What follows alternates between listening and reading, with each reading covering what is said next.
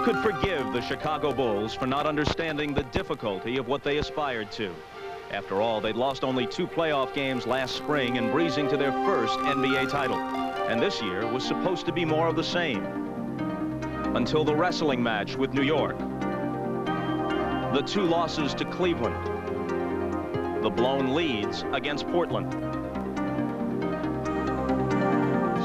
One measure of their task is to consider the great NBA teams that could not win consecutive championships.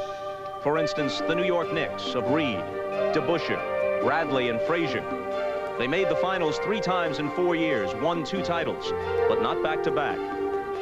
The Larry Bird Celtics made 5 finals and won 3, but never 2 in a row.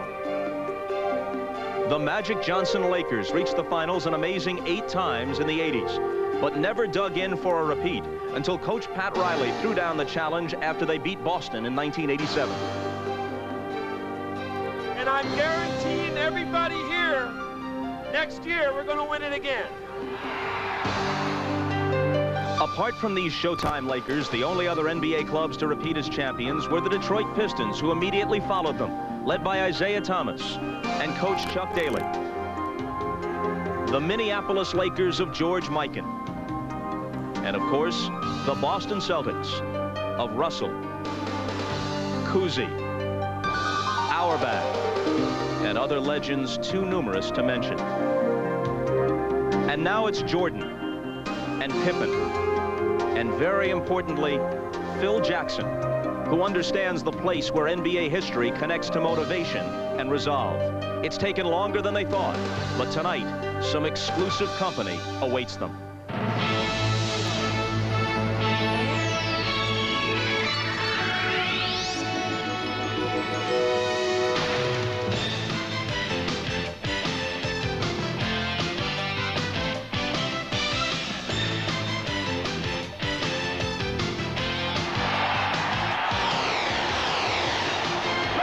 Here's what we want. Give him the ball to the backcourt.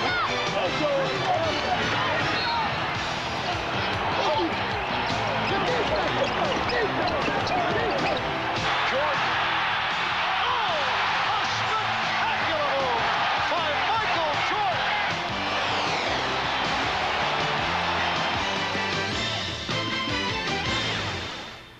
This is the NBA on NBC. The 1992 NBA Finals. Tonight, Game 6 between the Portland Trail Blazers and the Chicago Bulls. A pleasant and potentially historic Sunday night in Chicago.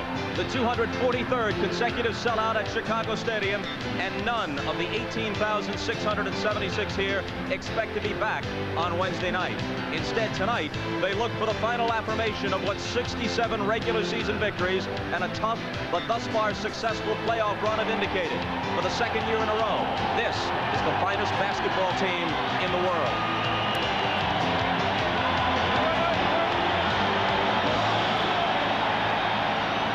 Again, everyone, I'm Bob Costas. Welcome to Chicago Stadium for Game 6. This is the Larry O'Brien Trophy, named for the late NBA commissioner and emblematic of the league's championship.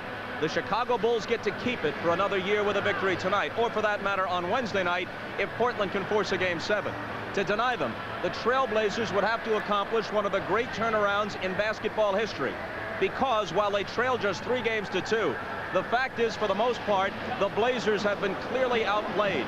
The Bulls have now held the lead 83% of the time in this series. And although Portland did manage to win 1 game at home, the Trailblazers, who had been 8-0 there against other playoff competition, held the lead, get this, just 7.5 of 144 minutes of basketball in Portland, and that's on their own floor. To win the title, they've got to turn it up several notches on the world champions court. It's possible, sure, but all signs are positive for Chicago, including Michael Jordan's condition. For more on that, we go courtside to Marvin Mike. Marvelous. All right, Bob, and the story on Michael Jordan, who concluded Game 5 on Friday night with an injured thigh and a twisted left ankle. He hurt the ankle when he fell into a photographer along the baseline on Friday night. This on the follow-through of his jump shot. Now, he has played through a number of injuries through the playoffs, and he told us moments ago that he is okay for tonight. Marv, the nagging injuries have been a problem, and stamina during the fourth quarter a point of concern. But the bottom line is Michael Jordan is having an incredible playoff series. Averaging over 36 points per game, he has moved into the fourth position of highest scoring average in a championship series. And as a result, is well on his way to winning a second straight Finals MVP. Now, the last 3 games, the Bulls have exploded right at the start. They have gotten off to very fast starts, and with the Bulls back home and the crowd such a factor here, you know that a quick start by Chicago is a major concern of the Trailblazers. Well, this Portland team has shown its resiliency. They bounced back from a 33-point loss in Game 1, then in Game 2, down 10 points with 4.5 minutes remaining. They found the way to win in overtime. But if they're to have a chance this evening, they must avoid the early game deficits and foul trouble they had in their 3 home games. And let's keep in mind that in games 1 and 2 in this building, the stadium, they did get off to a very good start, played very well early in the game. So for the Portland Trailblazers, the season is on the line as we close in on Game 6 of this best of 7. Back with the introductions of the starting lineups in a moment.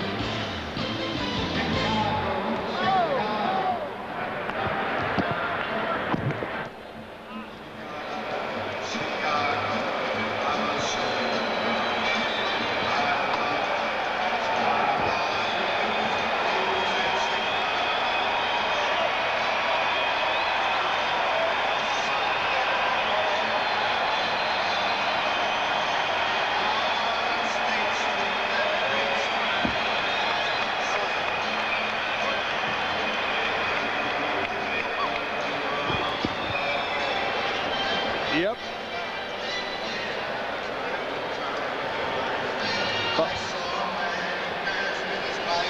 All right. Yeah, just something about Bob Love, just how many years for the Bulls. Just looking here and what he averaged. How many years career? Okay. Oh, that's good. Okay. Yep. Gino. 10 or 15. Okay. When would Bob Love be shown? Oh. Okay.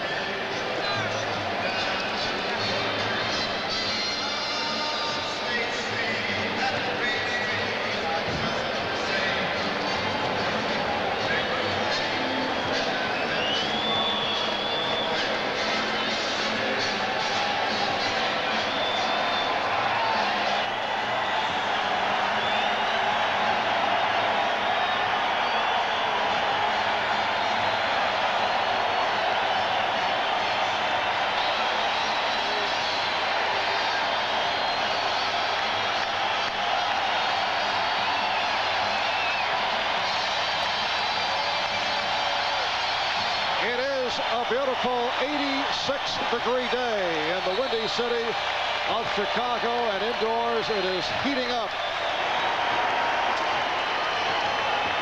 Although the Portland Trailblazers have other thoughts on the matter, Chicago fans looking to tonight as a coronation of the champion Bulls, so the home club will be greeted with hysteria. Here is the public address announcer, Ray Clay. To the Chicago Stadium.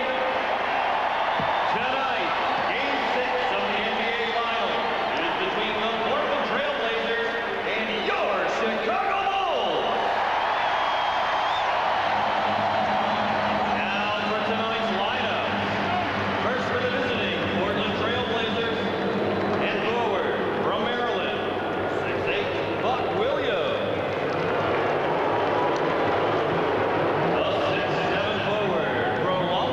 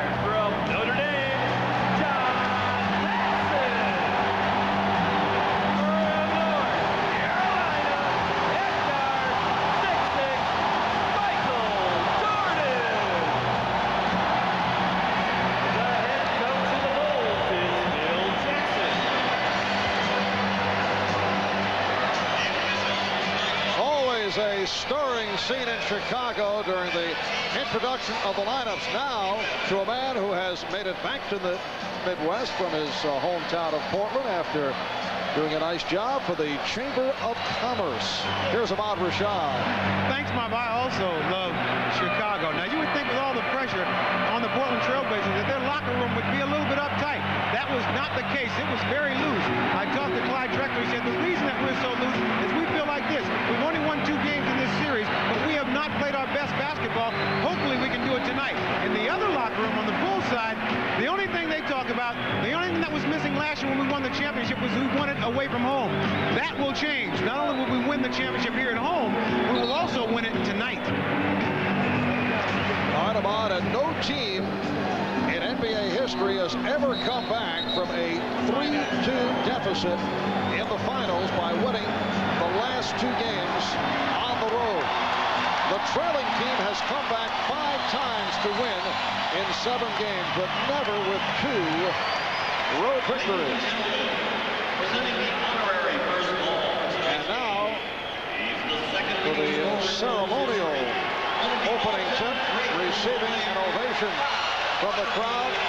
One-time Chicago Bull, Bob Butterbean Love, the second all-time Bull scorer behind Michael Jordan. Bob Love played for the Bulls from 1968 through 1976. And hearing it from the crowd, it's Tom Bullwinkle, one-time Bulls teammate, giving him thumbs up. Tom is a member of the Bulls broadcast crew. The officials, Ed T. Rush, Mike Mathis, and Hugh Evans. Ron Kersey and Horace Grant on the opening tip, and John Paxson controls for the Bulls. We want to look early to see if there are any unusual matchups taking place defensively for Portland. Right now, it looks like they're trying to go straight up. A switch now has put Porter on Pippen immediately. Cartwright looking to go right at Duckworth. Yes. And Porter met by Paxson. Porter beating Paxson, but he missed the layup.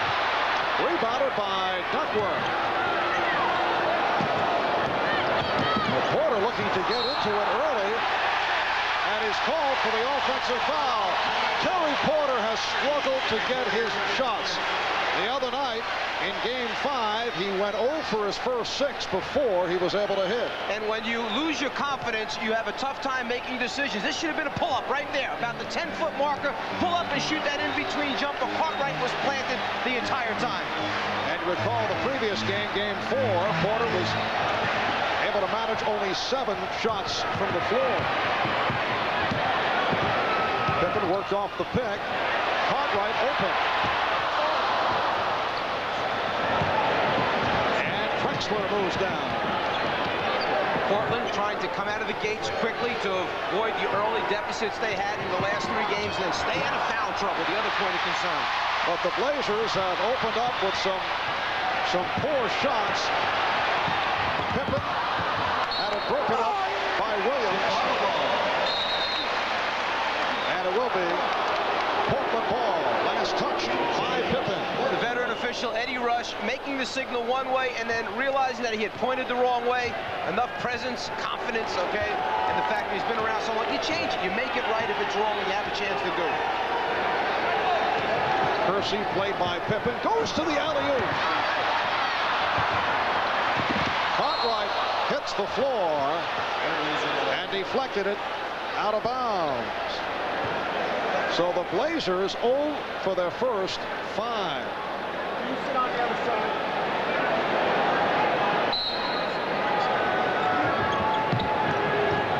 Oh, what a play by Pippen. And he was able to deflect it. No, apparently not. He stepped out before he deflected off Kersey, and Portland maintains possession. I think Mike Mathis is saying that Pippen was out of bounds when he touched the basketball, therefore the possession goes over to Portland. Out of bounds, on the line, possession Portland. There's Porter, rebounded by Cartwright. So Terry Porter, in this opening minute and 45, has matched his shots attempted as Paxson was able to to take the pass from Pippen. Beat his man along the baseline for a 4-0 Chicago lead. Here's Porter. And Terry Porter has come out firing away. I started to say he had only 3 shots at the half on Friday night. That was his 4th attempt, although with the foul, he will go to the line. Horace Grant called for the personal. Obviously, you can see that Terry Porter has come out and himself tried to change his whole thing around, trying to get his team off to a quick start. He feels he cannot be the laid-back guard that just distributes right now. Someone needs to step forward. Problem could be if too many guys try to do it at the same time. They have to have the right blend and understanding of who's got it going and who doesn't. Over the first 3 rounds of the playoffs, Terry Porter was magnificent. He averaged 23 points. He shot 53%. Hit 34 of 65 from three-point land. He scored 30 or more 4 times over those first 3 rounds, but it's been a different story against the Bulls. You can see Portland extending its defense, trying to put the pressure out there. It's a straight matchup. Point guard against point guard, big guard against big guard, small forward, small forward. I think the key will be Kersey's ability to guard Pippen. That's their area of concern. Right, won't count. And Rush with the call against Duckworth. His first, the team's first. Duckworth called for the elbow on Cartwright. So Pippen will throw in.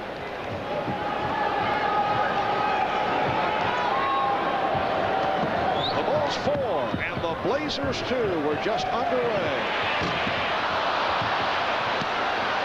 Scottie Pippen coming off a very strong performance on Friday night.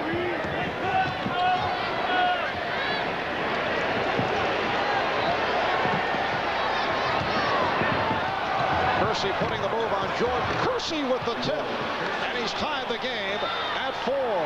Phil Jackson mentioned to us earlier today that one of the areas of concern, the ability of Portland to put it on the floor, to steal, and now the slam dunk by Kersey. He gets 3 or 4 of those a game just because he has the ability to run out and fill a lane.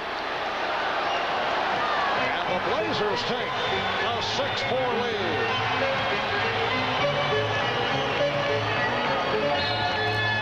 Portland came out intent on not allowing Chicago to get off to the blistering start.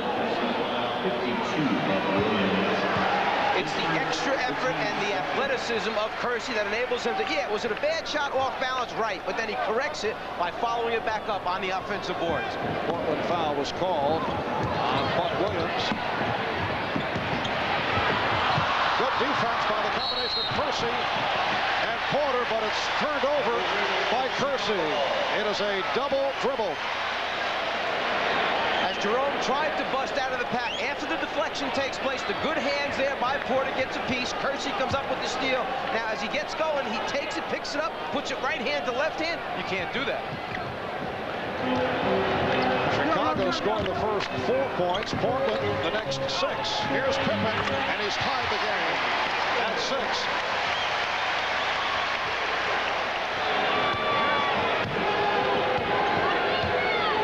Kersey played by Pippen against Drexler, and it's rejected by Jordan. Michael Jordan with the rejection. He had some help from Cartwright. Well, they front the post to make the lob pass take place. The good rotation by Bill stops him from getting the layup, and then you got Michael coming from behind your head, which is always dangerous.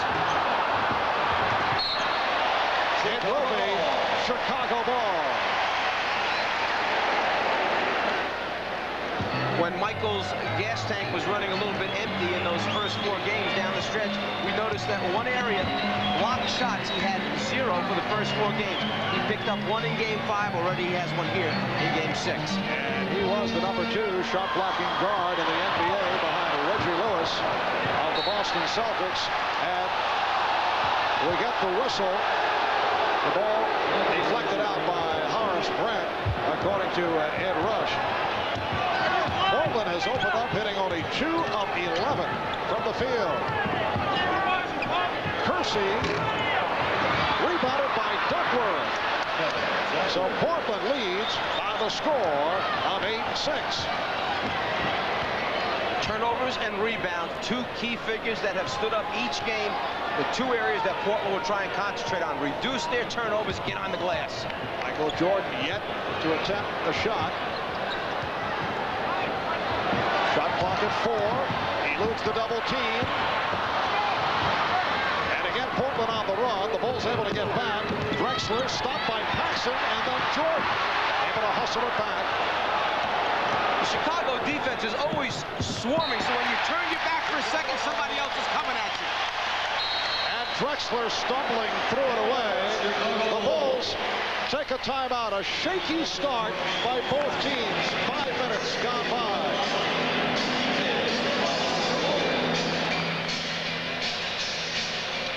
Yeah.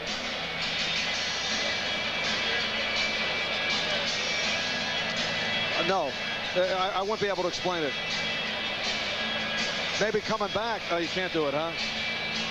Look, can I see them? Yeah, maybe we can then.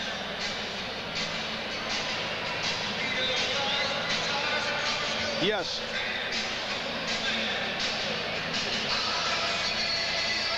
Seven of what? I didn't get it. No, I didn't hear that. Why the slow start? Let me see. Oh, it's 78% though, I think. Yeah. So I won't say it. Okay. Yeah.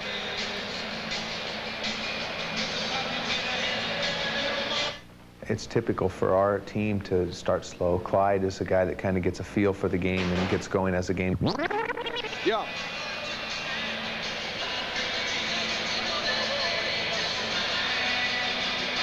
Oh, okay.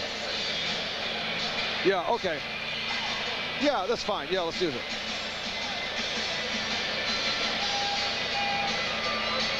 What is that? With the lead, 15. I'll just say for most of this series, Chicago has had the lead.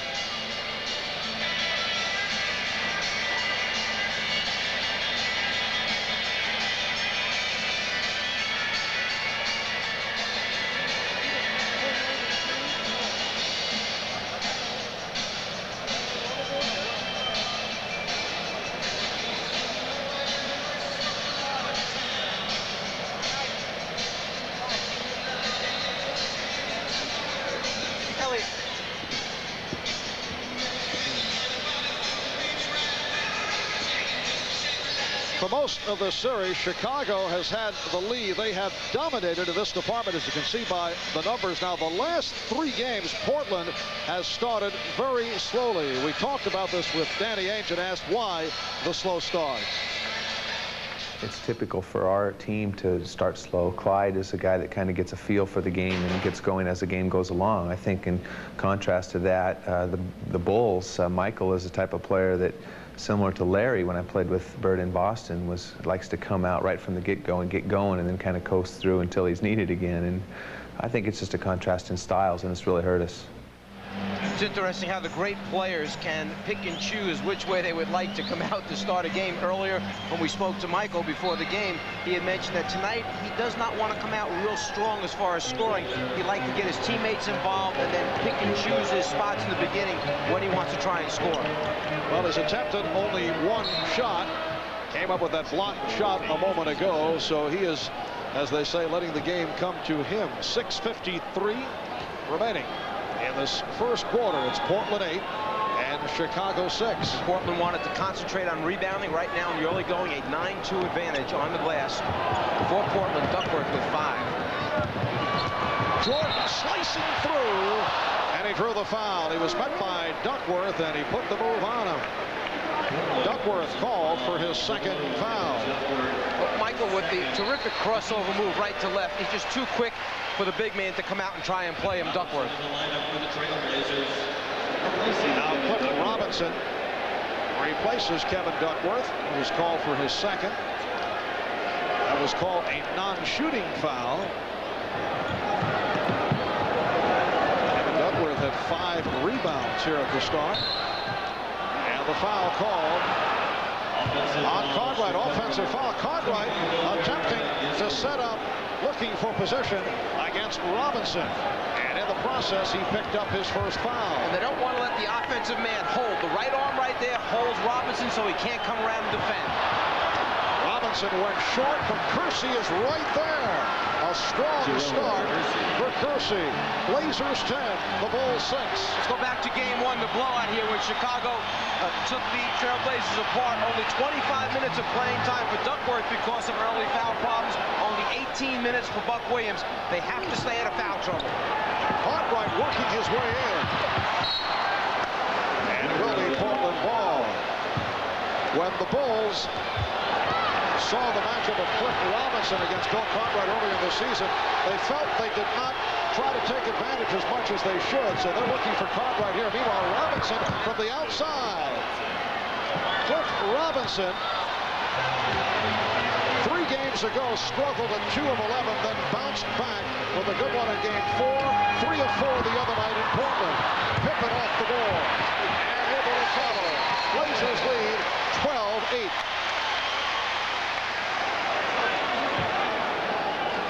And looked like Scottie Pippen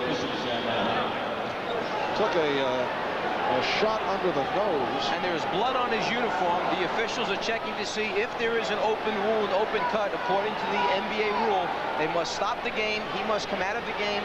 They must clean it up and then cover it before he's allowed to continue. Well, Pippen is saying no, he's all right. The Bulls trainer Chip Schaefer took a look, and now the officials are checking it out. Scotty, I think, saying that he was bleeding from his nose. He just used the top of the uniform to wipe it and stop the bleeding, but there are no open cuts, evidently. NBA officials now the role of Arthur McCarthy or Bills Lane. 5.5 remaining in the first quarter. Blazers with the ball. They lead it 12-8, although they've shot only 5 of 16. Chicago 4 for 10. Porter dumps it off. The rejection by Grant. Horace Grant, who had 4 blocked shots the other night and has been a terror in that department against the Blazers, coming up with an emphatic block on Buck Williams. That was Grant's 14th block in this final series. He's all over the interior area, either changing or blocking shots. It's discouraging. Just when you think you got a clear look, here comes Grant to get a piece, change the entire face of the offensive structure for the team. Bill Cartwright sitting down. Scott Williams, second-year player from North Carolina, has checked in. He will match with Buck Williams. Just under 5 minutes to go in this first quarter. Robinson. And the rebound handled by Williams.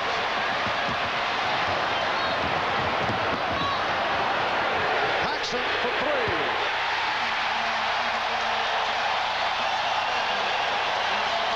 Portland 12, Chicago 11. If you're trying to get your help from John Paxson's side of the floor to stop Michael Jordan off the dribble, he just floats to an open spot, waits for the pass.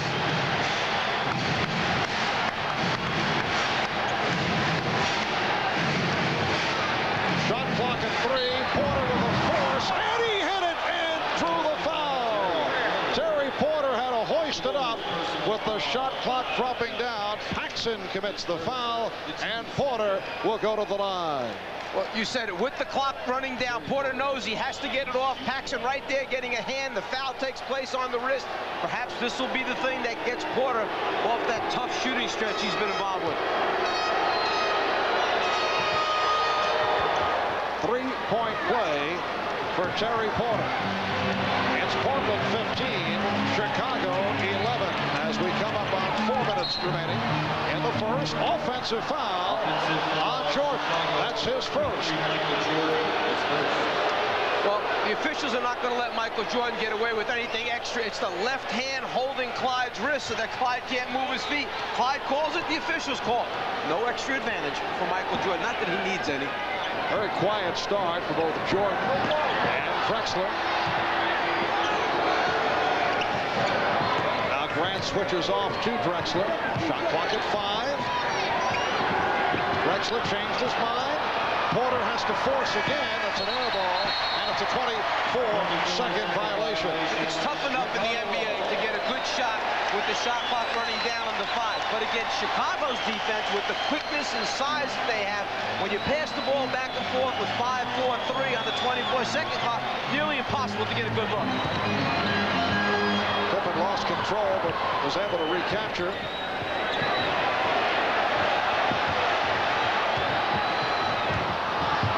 Here's Paxson on a quick release. John Paxson has hit his first 3 shot attempts. He has 7, and the Bulls trail by 2. Last time it was Michael Jordan. This time it's Scottie Pippen. Drive the seam, kick to Paxson. Loose ball foul against the Bulls. It's on Paxson. Second committed by Paxson. And now Rick Adelman calls for time with 3:08 to go in the first quarter.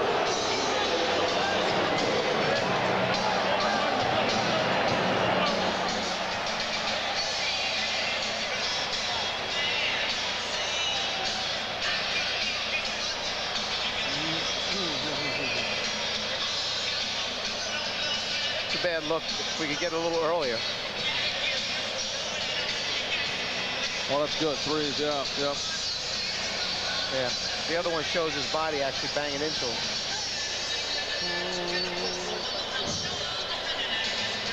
Yes.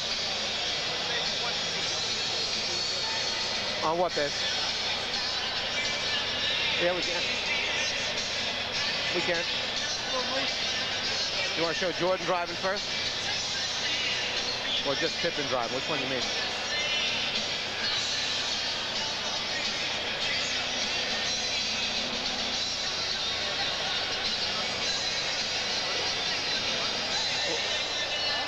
That's good. That's a great angle. That's great.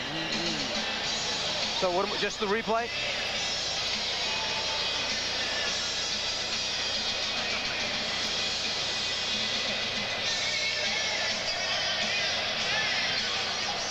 Can't tell. Yeah.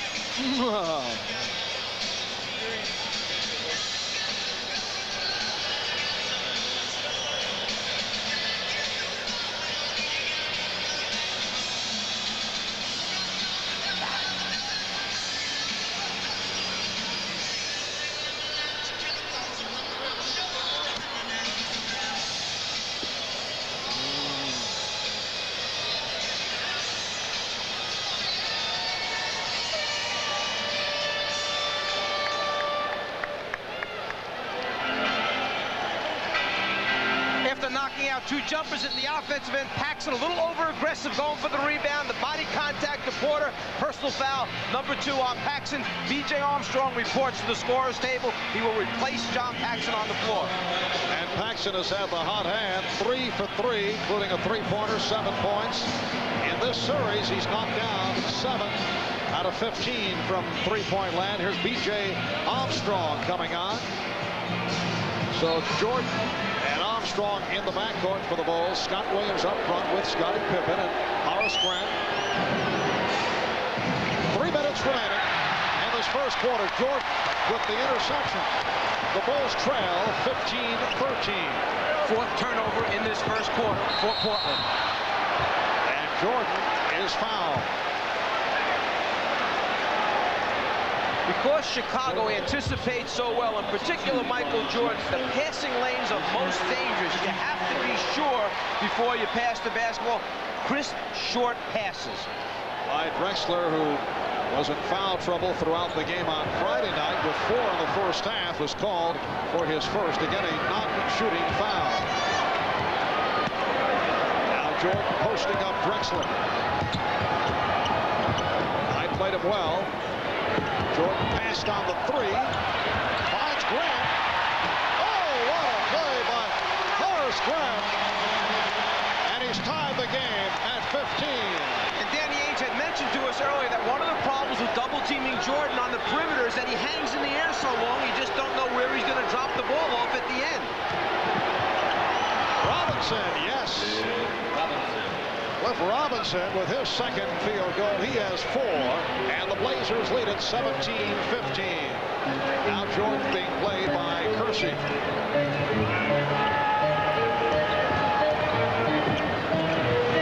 Armstrong. 2 minutes to play in the first quarter. Just under 2 minutes remaining in this opening quarter. Clyde Drexler throwing it away. He thought he had a teammate on the far side. The decision-making ability of Michael Jordan, when he gets in the air, he now has 3 defenders occupied. It's just a matter of picking out the right man. That time it was Grant. Danny Ainge has checked in. Grant from Armstrong. Bulls caught the Blazers relaxing. They did not get back. Chicago's team tests you mentally in all facets, every area. If you fall asleep on an inbounds pass, they'll try and get a quick one on you. If you're lazy on a pass, they'll intercept it by cutting in the passing lane. They make you execute and pay attention 48 minutes. Buck Williams called for the foul. And Grant to the line.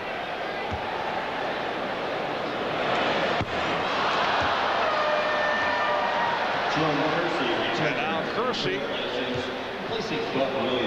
makes his return, and Buck Williams sits down after picking up his second. It has been a quiet series for Buck Williams. As Bob mentioned right at the start of the game, he's bothered by a bruised heel. Nice pass from Grant, finding Williams. And the game is tied at 17.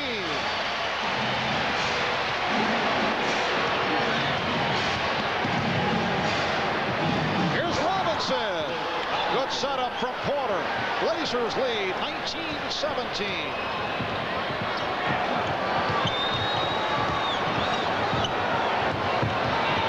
Jordan.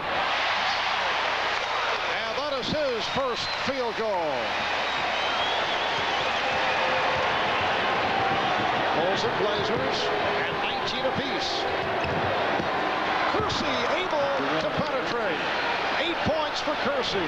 The Blazers lead by 2. And that's the freewheeling type of attack that the Trailblazers want to get involved with. Couple passes, put it on the floor, break down the defense. Last couple of times down, Drexler getting some help with Jordan. Williams rejected by Robinson. Here comes Porter. And it's Kersey again, giving Portland a 23-19 lead. Ainge with the steal. Kersey for Drexler. Rebound Kersey. Jerome Kersey with a magnificent first quarter. This is his style, and he has really hurt the Bulls. 6 of 11, 12 points. Blazers lead 25-19. 15 seconds to go in the first quarter.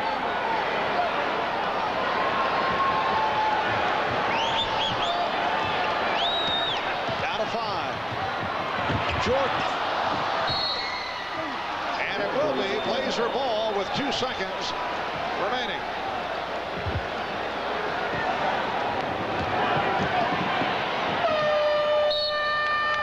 That's the end of the first. A good spurt by the Trailblazers. And they lead the Bulls by the score of 25-19. Good defense will produce easy offense. The block shot that time by Robinson helps to trigger the fast break. Blazer basketball, get out, fill the lanes, and then the ability to convert at the end. Porter getting Kersey involved early in the game, and then turning the tables around, paying attention to some sloppy play. The steal takes place on the inbounds pass. Danny Ainge heads up at all times. Don't get careless. The Trailblazers make it pay at their end of the floor. Again, the transition game. So big quarter for Jerome Kersey, leading the way with 12 of the 25.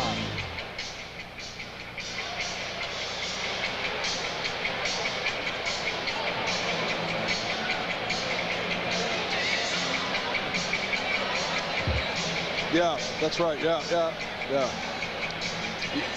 He's come out looking very active, very much into it, Cliff. I didn't realize how far back we were going. I didn't know how far back we were going on that second one. I'm sorry. No problem.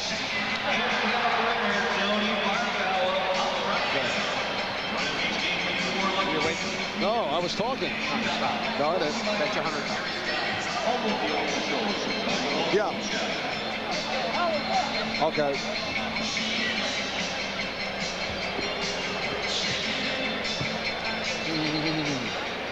Yeah, TR. Yeah. How about The next bite we would use would be Jackson, though, right? John Mackey?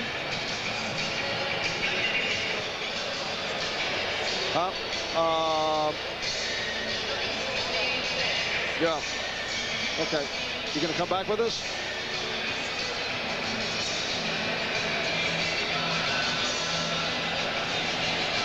Kersey had a good game in game 4, right?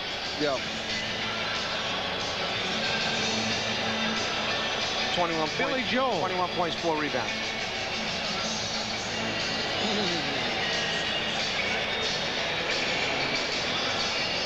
Elliot, do we have to wait?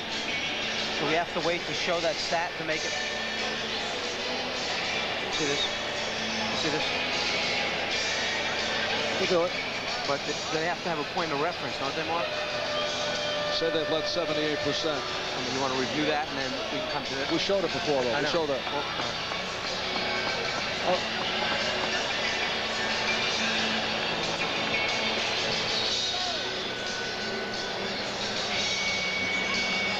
After one in Chicago, Portland with a 25-19 lead. Jerome Kersey, for the most part, has been outplayed in the series by Scottie Pippen, but he's come on the last 2 games. He was a key to the victory in game 4, played well in game 5 on Friday night, and here in the first quarter, 6 of 11, 12 points, and 5 rebounds. The reason that it's so important is because they are relying on Kersey to play Pippen defensively and keep pressure on him. Pippen leads the Chicago team in assists. The offense runs through him. So if they can keep pressure on him, obviously it will affect their offensive efficiency. If you get him pumped up at the offensive end, maybe he'll work hard at the defensive end. Shot clock down to 3. Drexler for 3. Oh, he got the roll. Clyde Drexler has come out with a different personality here in the first half. He's looking to give up the ball. Perhaps the thought that the shot selection was not wonderful in game 5, and whether it's the coaching staff or Clyde himself, but you can see he has started the game differently. Shot clock at 3. And Michael Jordan drills it home for his second field goal.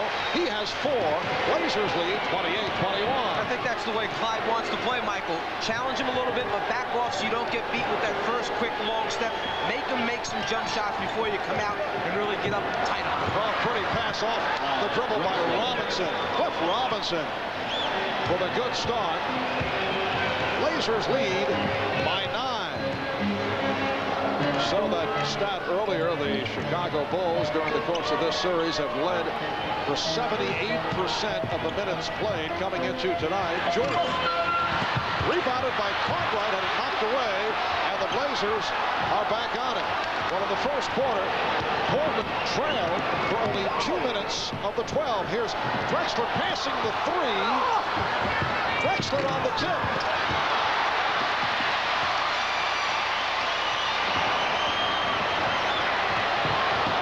Jordan changed his mind with the 3-point opportunity. Pippen, tough angle shot. And it will be Portland possession.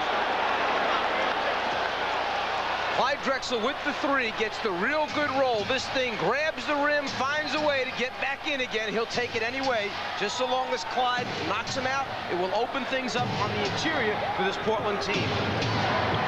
Drexler getting inside. Easy opportunity for Drexler, who now is 2 of 8. Well, he's had 2 layups the last 2 times down. Once he puts them in, things will work out. Pippen drawing the double team momentarily. Shot clock at 5. Down to 1. Pippen. It's a a 24-second violation. Portland should feel real good about itself right now defensively. They're denying, they're moving their feet, they're getting good help, not getting beat off the dribble. Timeout taken by Phil Jackson.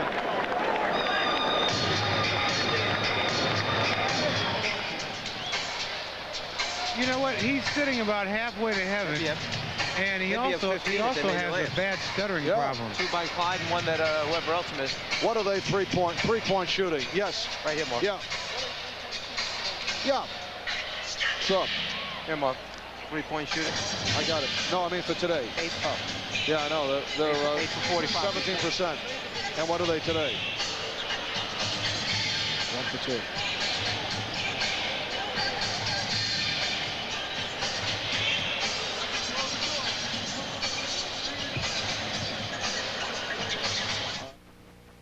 Well, last year was it was a honeymoon. It was you know, everything was successful. We tried a lot of things. Okay.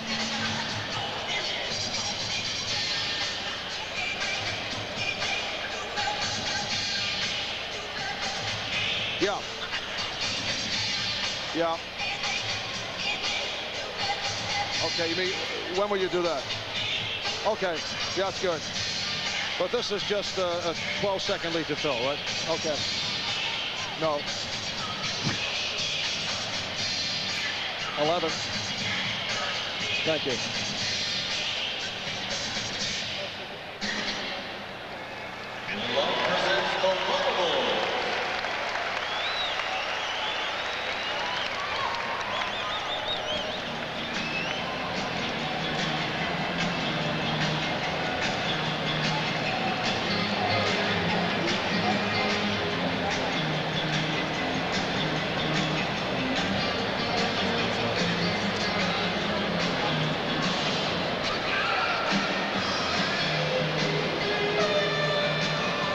Welcome back to Chicago, where the Blazers lead by 9.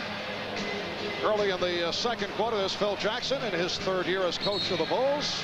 Led them to a title last season. I asked Phil, what are the major differences between gunning for the NBA championship this year as opposed to a year ago?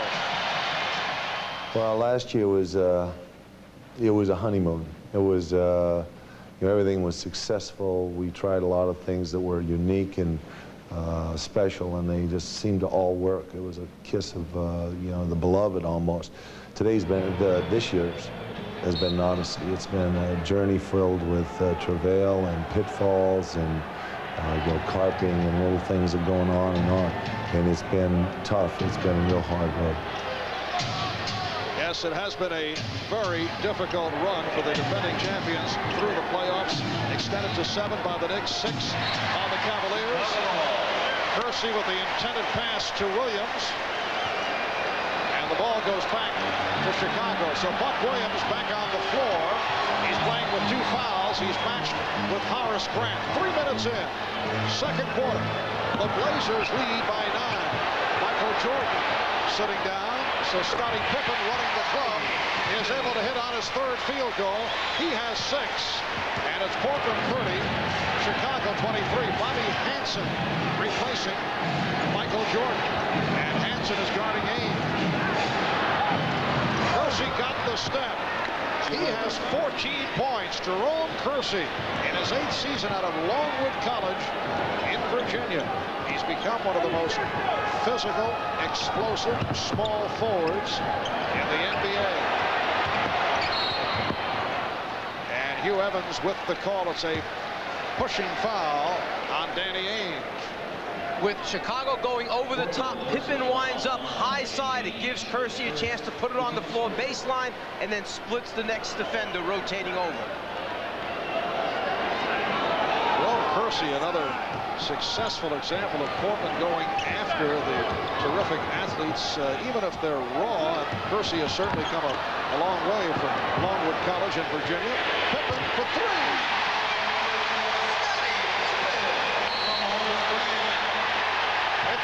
The lead to 6. And the call against Portland. Jerome Kersey for the offensive foul. Here's another look. After Pippen makes the shot, it's in transition as they're running back down the floor.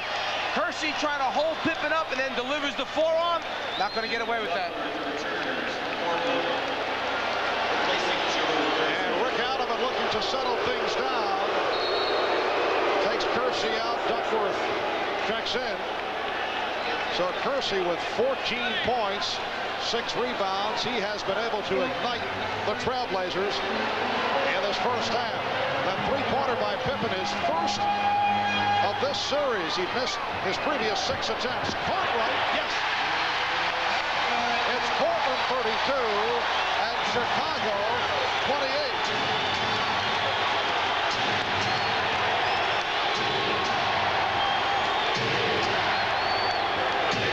Duckworth operating at the high post. Fan of defense from the crowd. And the offensive foul on Duckworth. He got entangled with Hansen and is called for his third. I'm not so sure this isn't a pretty good acting job by Hansen. You're talking about a guy that's close to 300 pounds. When he's backing up, it's only natural you're going to fall down. The Blazers want to talk it over. They call for time.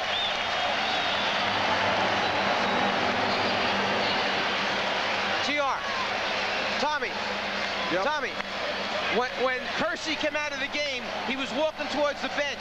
He said to Adelman, "What are you taking me out of the game for?" Adelman said, "Relax, I'm taking you out because of personal fouls." They looked up at the scoreboard. It wasn't 2 personal fouls. It was only 1. He turned to his bench. Whoever was keeping the chart, he said, "How many fouls on him?" They said 1. He went, like you could see, he went, like, how could you make that mistake? That's what that sequence was. Watch Yeah, now. this is good. Stay with it. That's great. Is that 3 fouls? He said 2 fouls, he thought. Yeah. See, and if you show from the other angle, that's you great. see Adelman turning. He only has 1 though. See, yeah, exactly. He has only 1 though. But he has only 1. Do you think he thought he had 3? He Oh, was that's looking fabulous. up. He was looking up at the board and got confused. Can you show the board too? Oh, that's a great sequence.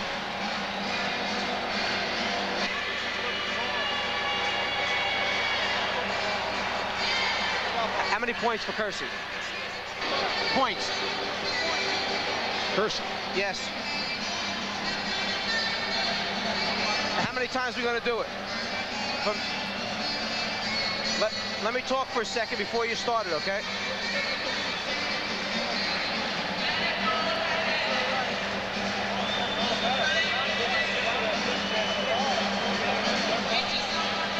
Okay.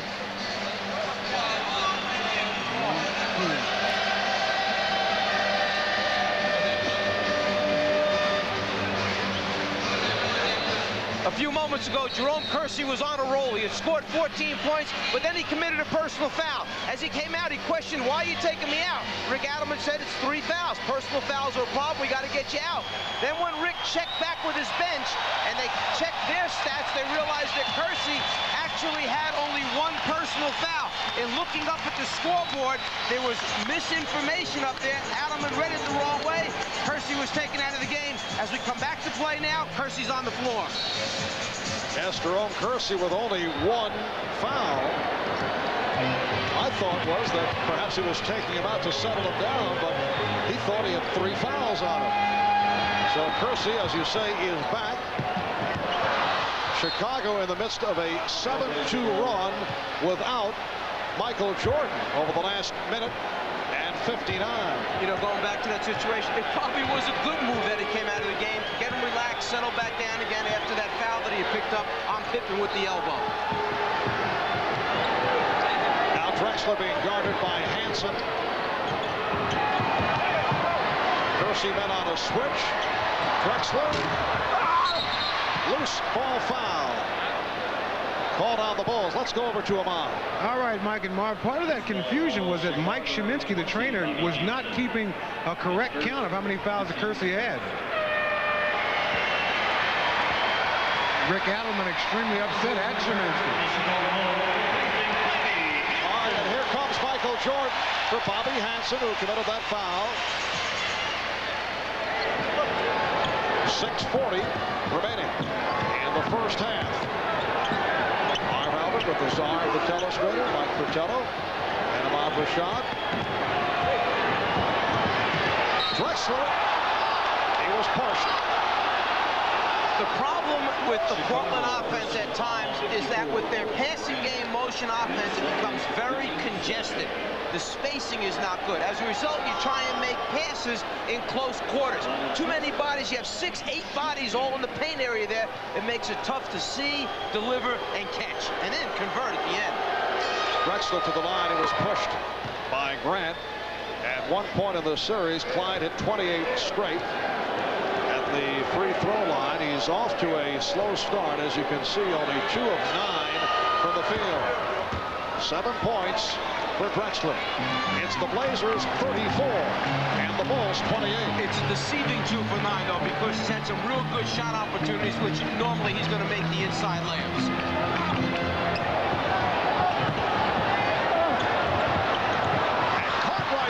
Picked off by Robinson. That's the pressure defense, the hands. The second time we've seen it pay off. Robinson, earlier Porter with the good hands, caused the turnover. Cliff Robinson has had a strong all-around first half. Nice feed. Robinson from Kersey, and the Blazers lead 36-28. Spacing that time much better for Portland. They were spread out. They had Chicago's defense extended. Therefore, you can run backdoors and make passes in the open passing lanes. Here's Pippen. And Buck Williams with the box out.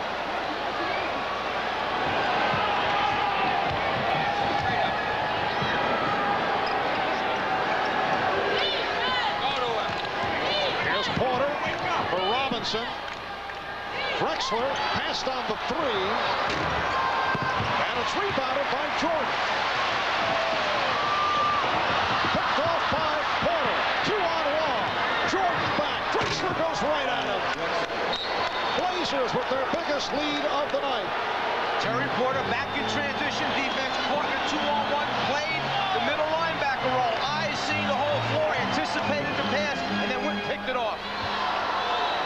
It's a 10-point lead for Portland. B.J. Armstrong. And it's swept by Clyde Drexler. Porter stumbling, but able to get it to Kersey. Drexler around Cartwright. Once again, it's Drexler on the drive. Blazers lead 40-28. And the Bulls calling for time. Couldn't get the timeout. The ball was knocked out of the hands of Armstrong, and last touch by Armstrong as the Bulls were trying to indicate the timeout, and they may have relaxed for an instant. It will be Portland ball when we come back following the timeout. And Porter caught 2 on 1, caught right behind him. Pippen trying to fill the left lane, comes up with the steal, and then lets Drexler be the decision maker. Makes a nice decision. Clyde goes by Cartwright. He knows there's a mismatch there, and then Jordan try and get there a little bit too late.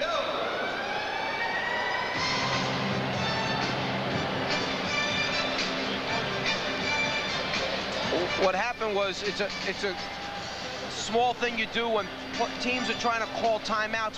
When they cross the half-court line, you gamble for the steal because a lot of times they take their eyes off you. They're trying to talk and signal to the official, and you can pick up a quick deflection. That's what just happened.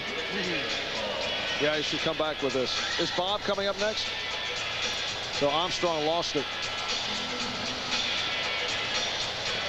Bob first, though. And then I'll lead to the play, right? You're going to come back with the play after Bob?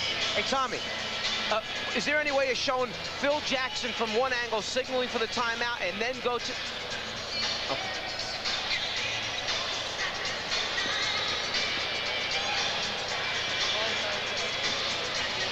Yeah, I see him there, ready to report in.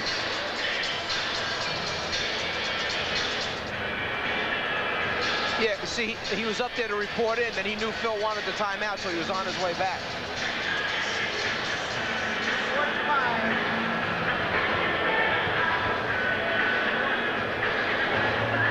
Correct.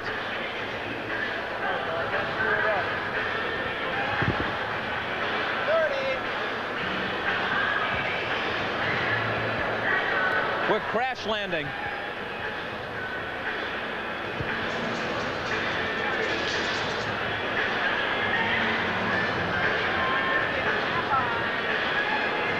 Yep.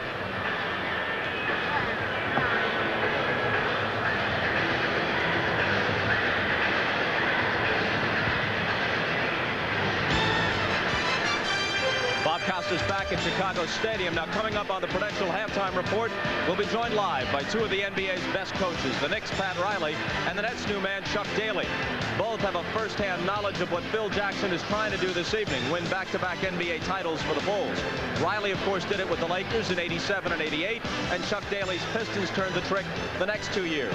We'll get their thoughts coming up in just a few minutes on the Prudential Halftime Report. By the way, this happens to be Flag Day, Marvin Mike. But if the Bulls are going to grab the banner tonight, they'll have to kick it in gear, down by 12. Let's go back down courtside. All right, Bob. And Portland with that 12-point lead, and just before the timeout was indicated, B.J. Armstrong forced into the turnover. Good pressure by Cliff Robinson. Was last touched by Armstrong. And John Paxson had been up at the table ready to report in. He was on his way back because he knew Phil Jackson had signaled for the timeout.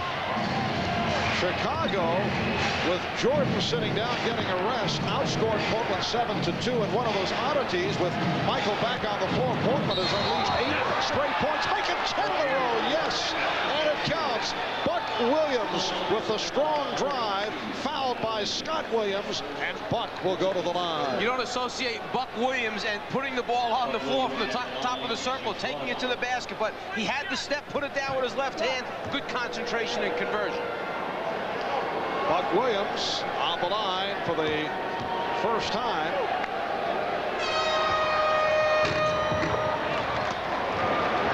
The Blazers 43, the Bulls 28.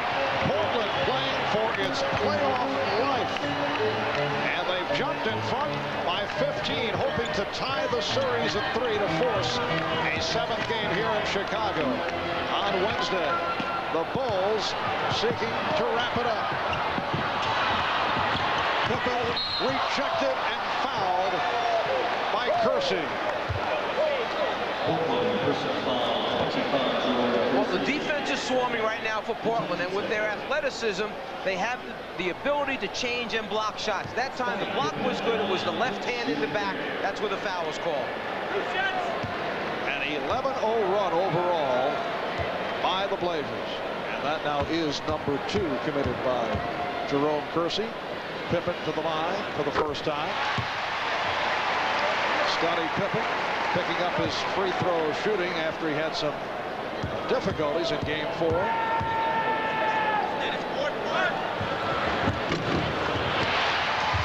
So the Blazers lead it by the score of 43-30. 3:45 remaining. First half, and Haynes lost it. What you want to do is try and have the guy bring the ball up the floor against who you feel is the weakest defender, the guy least likely to put pressure on the ball. They felt that the matchup of Paxson on Ainge, that would be the best way. Bring it up with Danny Ainge, take some pressure off the other guys. Didn't work out that way. Brown trying to get the Bulls back into it. Jordan through the foul. It's a chant we have not heard during the playoffs. Let's go Bulls from this capacity crowd at Chicago Stadium. Michael Jordan to the line for the first time. Michael coming into tonight's game with an injured thigh and a twisted left ankle, although he told us prior to the game that he's all right. He has played through a host of injuries right through the playoffs. Here's Terry Porter coming back. And he replaces Cliff Robinson, who had an excellent first half. Cliff Robinson, not only his ability to score the basketball, but he is a highly skilled player. He passes, he finds open people, blocks shots at the defensive end, gives you a little bit of everything, and then flexibility as far as where you want to play him. Big forward, small forward, even the center spot at times. Robinson 4 of 6, 8 points.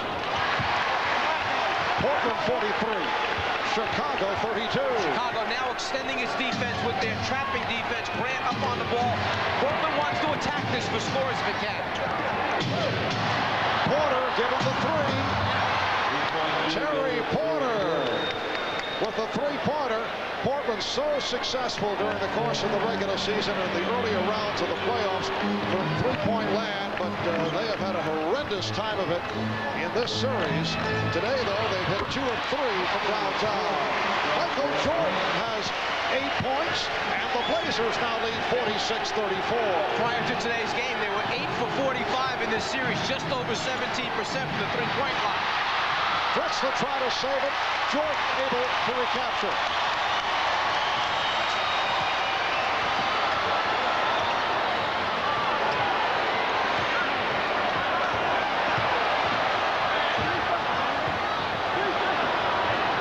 And the Bulls reset it. Shot clock at 5. Pippen checking the clock. Pippen off the spin. Rebound Williams. Williams again, and he pops it out. Jordan for 3.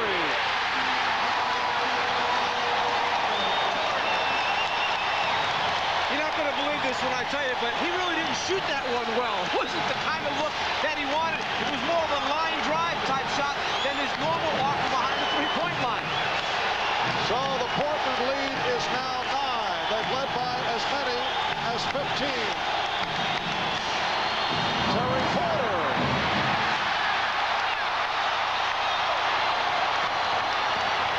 You have to use your timeouts wisely in this building against Chicago. Don't let them get on a roll. Keep the crowd out of it if you can. Drexler knocking it away. Shot clock at 9. Jordan. And again it's Scott Williams. And he's called for a timeout.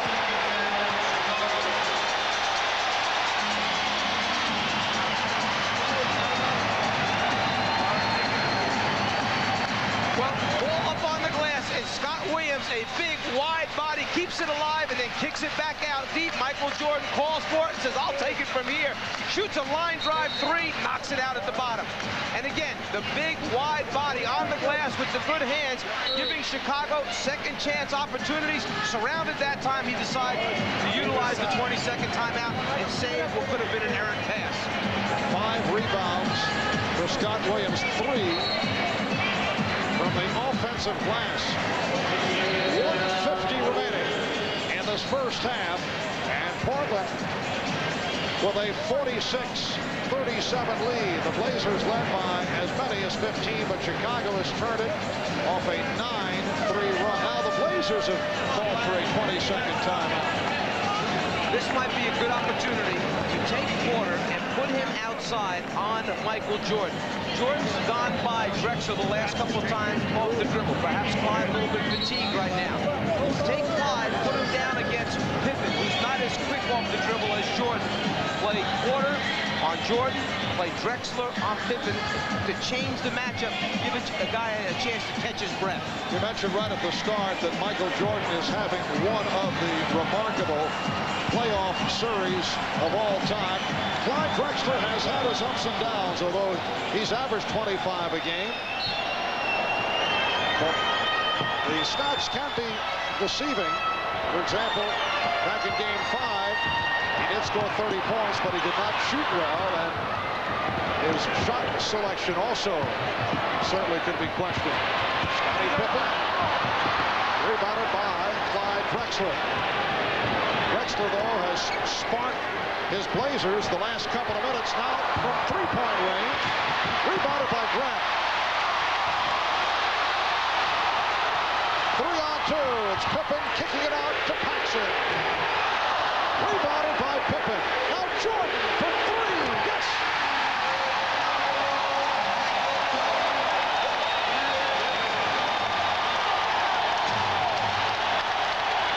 So Portland leading by 6.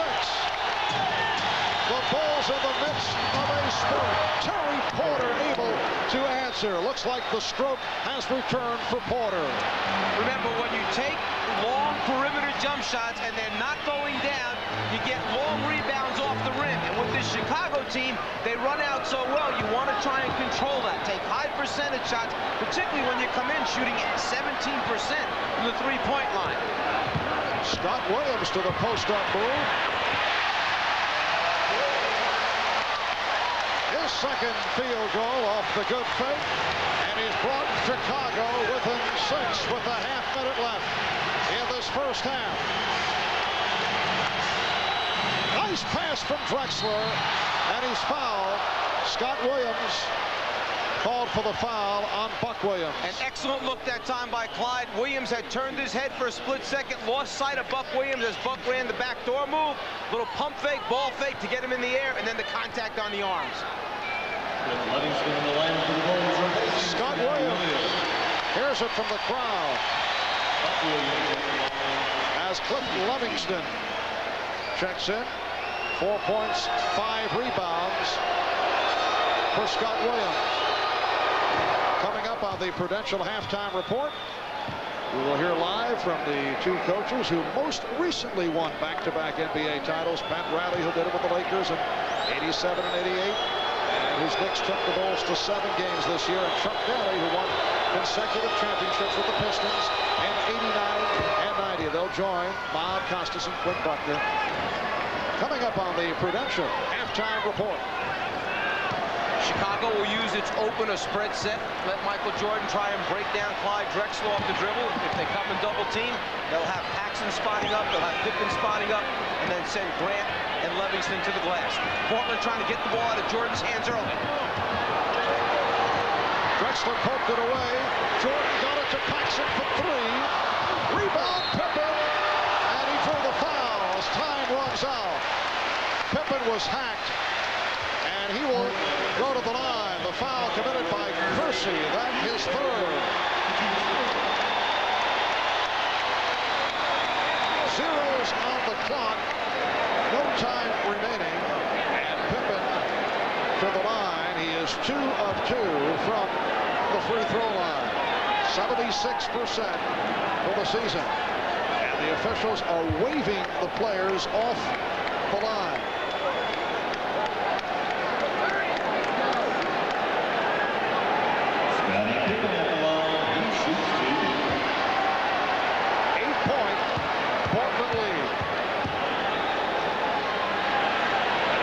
Say it is tougher to shoot the free throws without players lined up. You feel lonely. You're out there by yourself. You know there's 20,000 people in here looking at you. There's nobody around to give you any support on either side. Scottie Pippen hits the free throws, so the Blazers by 6 at halftime. Clyde Drexler did not shoot well, 4 of 13 for his 11 points. Michael Jordan coming on late in the second quarter, finished at 5 of 10 for his 14. Bob and Quinn coming up. They'll be shouting with Pat Riley and Chuck Daly. It's Portland with the lead at the half. We'll be back in a moment.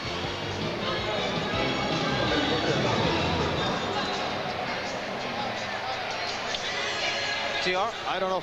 Can we run? Thanks. We have that thing. Yeah. Hey. Back at Chicago Stadium, the Blazers lead the Bulls by the score of 50-44. Now, all year long on our NBA telecast, we have brought you Miller Genuine Draft, Genuine Moments. Well, tonight, the Czar and I have personalized those moments. Here's a look.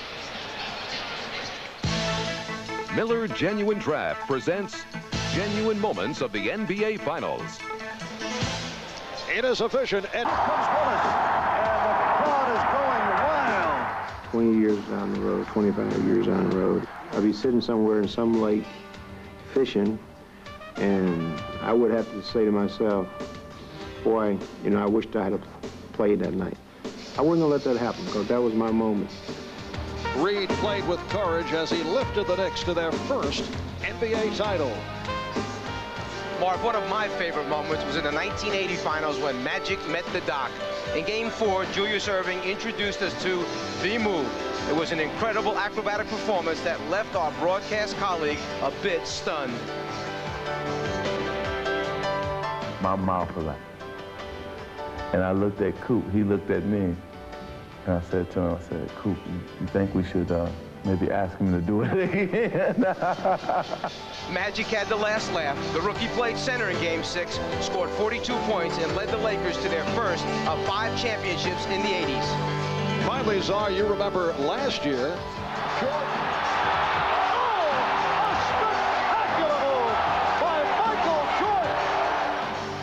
It was a classic case of air defying gravity.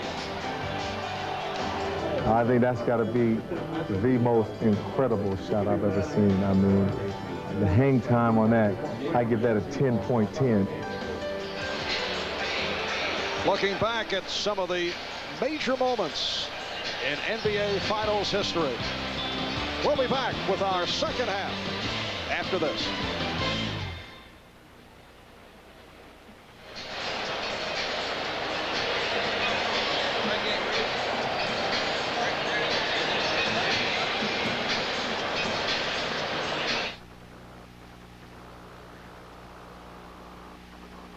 You know, we may win the same trophy, but it sure seems different this year.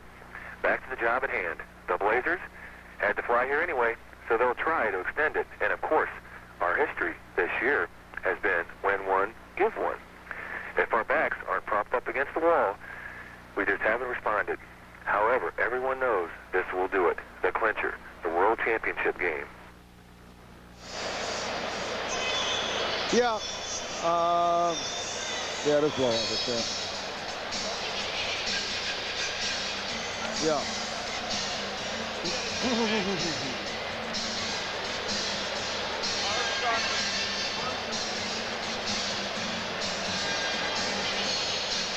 Let's see. Yes, that's good. So you're going to slip that in there, huh? Good. Okay. So the sound bites we have are still, what? Jordan, huh? Basically, and situationals. Okay. Now the one works with the, oh no, the concerns about tonight's game. It's old. Well, the second title works if they take the lead and are in command. That's where it works.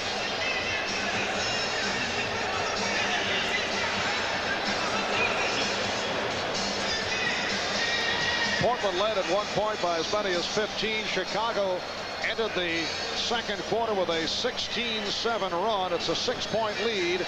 As we head to the third quarter, a look at tonight's Miller Genuine Draft halftime statistics. Jerome Kersey has come up big, 7 of 13 for 14. Blazers 47%, and the Bulls at 46% shooting for the half.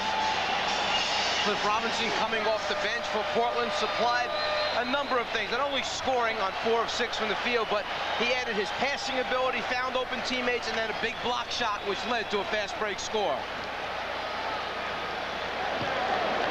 Leading scorers in the first half. Portland getting more balanced tonight. 14 for Kersey, Drexler with 11. Porter with 10. Michael Jordan did not look to get into it until the second quarter. Had only 2 points in the first quarter. 5 for 10 for the half for 14. Pippen 4 of 10 for his 13-point. John Paxson hitting the outside shot. 3 of 5, including 1 from 3-point range for 7 points. Game 6 of the best of 7. The Bulls hoping to wrap it to win a second consecutive NBA championship. Portland looking to tie the series, extending to a Game 7 on Wednesday. The Blazers, though, have had all kinds of difficulties in the third quarter in this series. And they've discussed it, they've talked about it, coming out in the beginning and having a good start. Well, they did that this evening. Now, the third quarter remains to be seen, but this has been a big problem area for them, controlling the third quarter, scoring points in particular.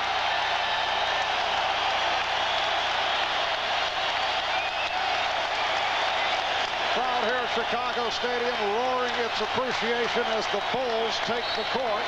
It will be Portland ball as we get underway. Marv Albert, Mike Fratello, and Ahmad Rashad, along with Bob Costas and Quinn Buckner, before the usual packed house in Chicago.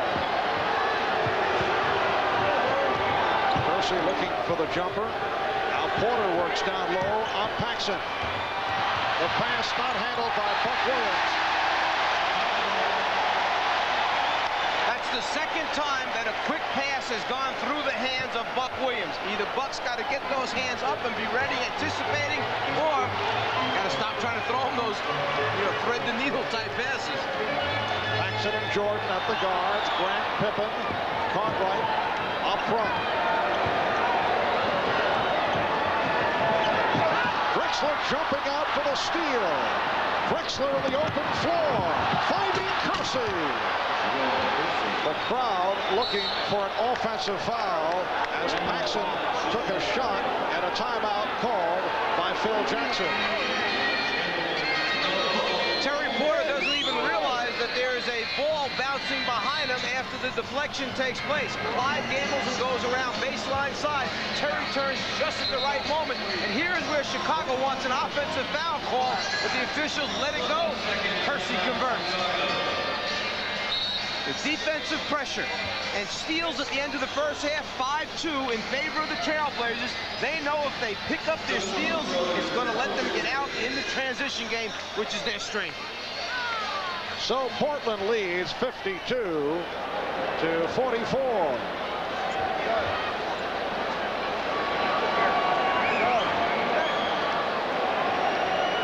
There was some confusion as to whether that was a 20 or a full timeout, and it was a 20-second timeout.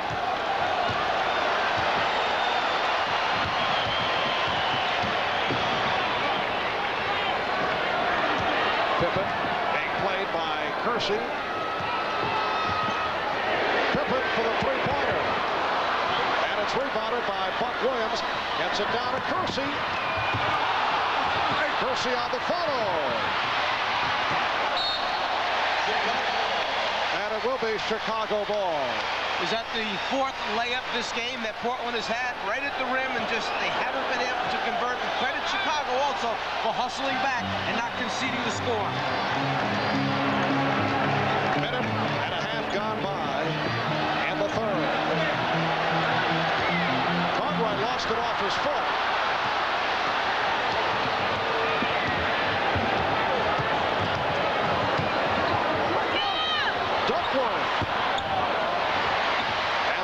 For Paxson. Here comes Pippen. Drexler turns his back and then called for the foul, and Pippen is hurt. And Clyde over to take a look.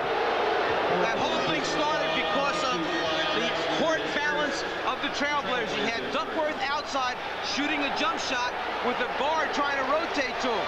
No one covered the backcourt. Suddenly you look up and you have two Chicago Bulls, Pippen and Jordan, out there streaking.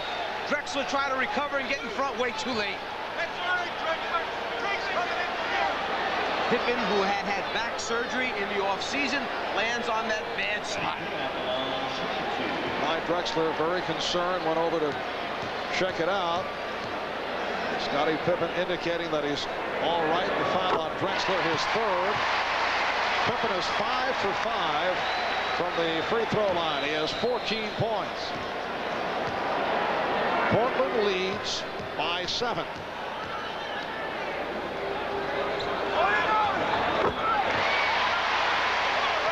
The Blazers 52. The Bulls 46.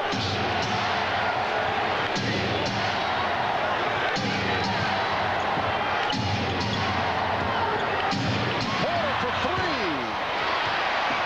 Duckworth came up high to set the pick. And it will be Chicago in possession. You had Duckworth out there trying to set a screen to give Porter a pick and roll situation, but then there aren't too many people on the offensive boards. Michael Jordan thought he was fouled.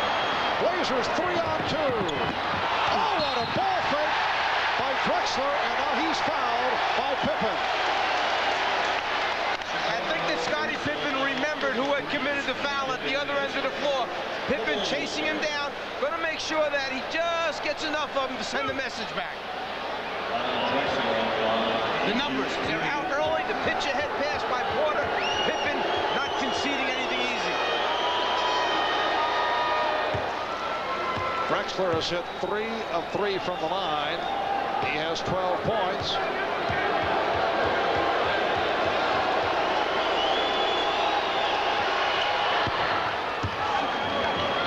Portland with an 8-point lead.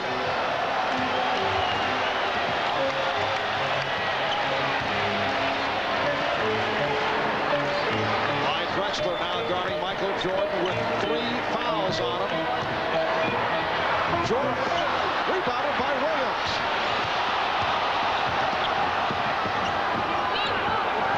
Bulls able to get back to stifle that fast break attempt.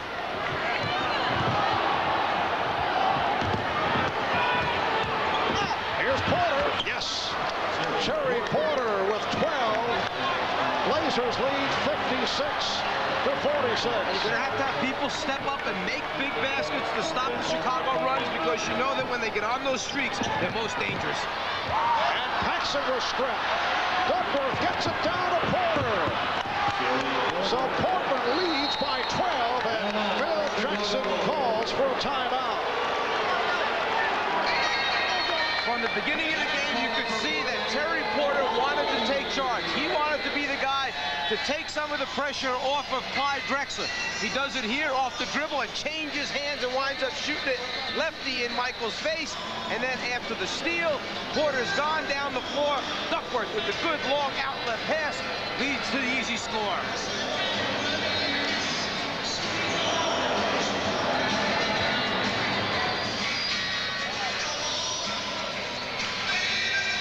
Let's see.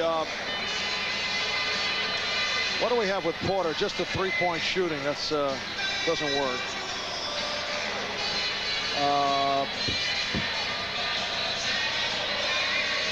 Yeah.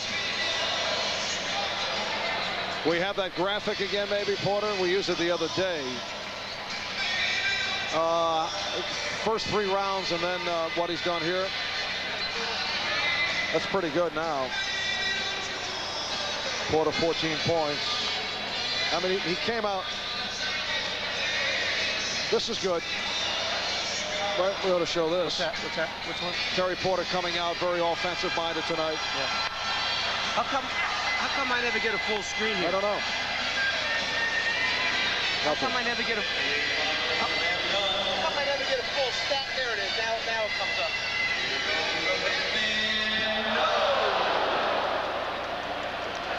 What has he done? 3-pointers. 1 for 2. What are we looking at? You know, that could follow. Watch these both, okay? Yeah.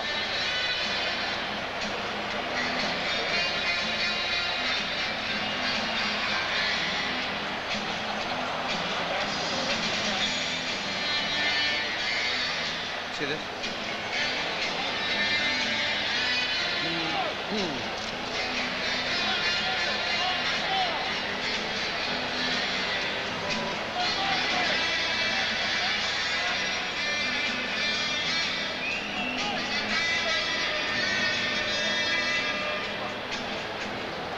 Well, for Terry Porter, a native of nearby Milwaukee, although he told us that occasionally he comes to Chicago to check out the Bulls as a youngster.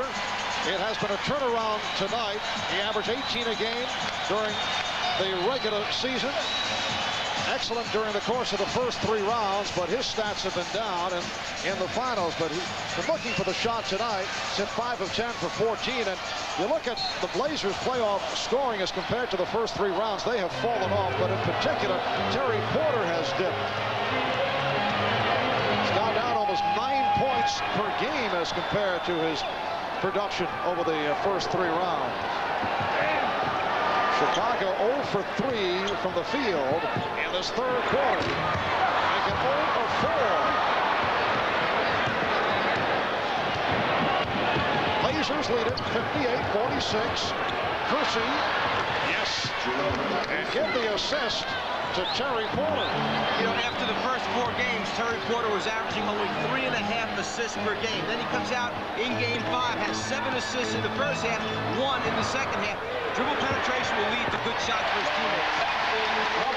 John Paxson hitting the jumper. He has 9, and Portland leads 60-48. 4 minutes gone by in the third. Now Michael Jordan guarding Jerome Kersey. And the blocking foul called on Jordan.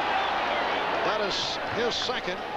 Getting back to the difference in scoring, the Blazers obviously having a bit more of a difficult time against the Chicago Bulls as compared to the earlier rounds of the playoffs. Bulls defense is a much different type of defense. They're very aggressive. They take away your passing lanes, and they control tempo. That's the big thing. Duckworth swinging inside. The Chicago crowd looking for the offensive foul call and looking for a foul on Kersey. But a very strong defensive effort by the Trailblazers. Paxson, same spot. John Paxson has 11. Porter with a nice pass off the dribble, but a foul was called. Offensive foul on Drexler. That's his fourth. Duckworth with the up and under move shows Cartwright, comes back with the left hand. Drexler holding off Jordan, the offensive foul call because both arms are wrapped around Michael. Well, a critical call against the Blazers.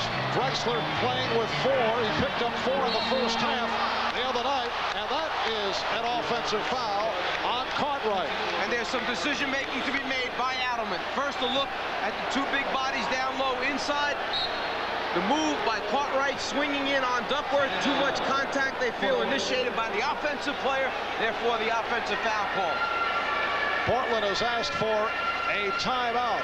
They lead by 12.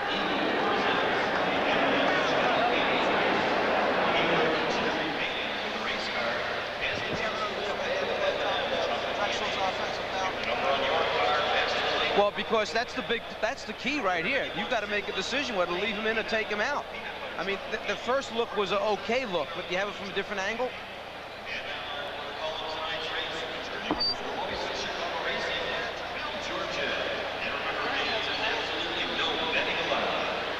What's with this? Yeah, my program is very bad. Something's wrong with my screen. I got to look over the other one. I got it. How's that? I'm looking at Marv's. Yeah. I mean, you should try and freeze it right there so they understand why the foul was called. Jordan was not allowed to run around. Because that's... Can this be fixed? Oh, yeah. There. Show back him up. Yeah, because that's good. Show, because the second one, you see him hold Michael Jordan's wrist. And you remember earlier, Michael was called for holding his wrist. Maybe you could freeze it where he holds the wrist for a second. First here, then we can talk about it, let it run, then freeze it. I'll talk about both of them, right? Do you want me to draw on the second one, the wrist? Have we had a telestrator yet tonight? Have we had one? No. The man is a fraud. Yes, I will. Okay.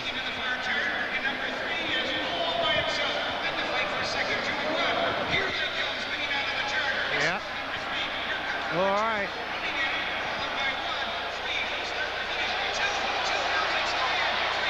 They got cotton sticking up in the nose. You got a shot to it. They're trying to stop the bleeding by putting a piece of cotton up in it.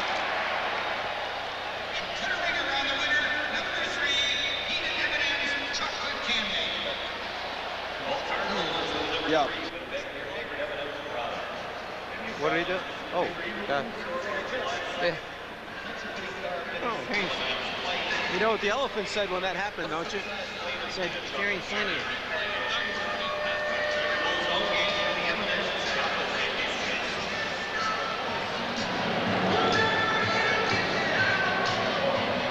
A moment ago, Clyde Drexler was called for the offensive foul for holding Michael Jordan, not allowing Jordan to run around. A close look shows you that the wrist right there is where he grabs and holds on, and earlier the same call against Jordan. He held Drexler's wrist. They don't allow that. Good call. Now, as Cartwright turns in, smashing Duckworth's nose, the big fella in there with little gauze, and you called it earlier, they need some of those trainers to come in and do some work here. Well, that was a referee I was referring to. Boxing referee. Portland by 12. 6:45 remaining in this third quarter. And the Blazers turn it over.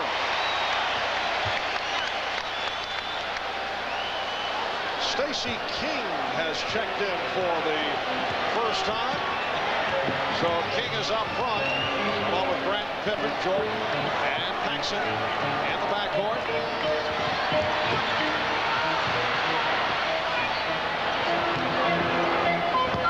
Pippen lost it. He thought he was fouled. Phil Jackson now complaining.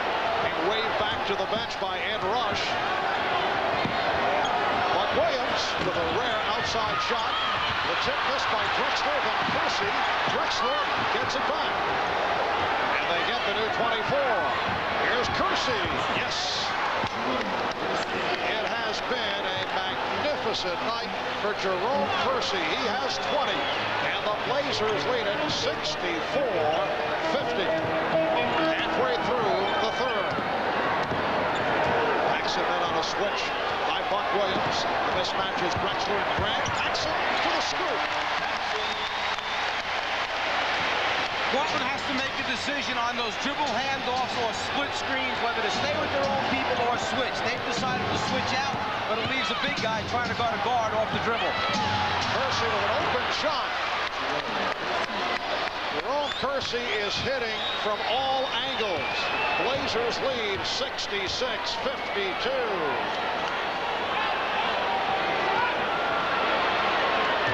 Now Porter guarding Jordan.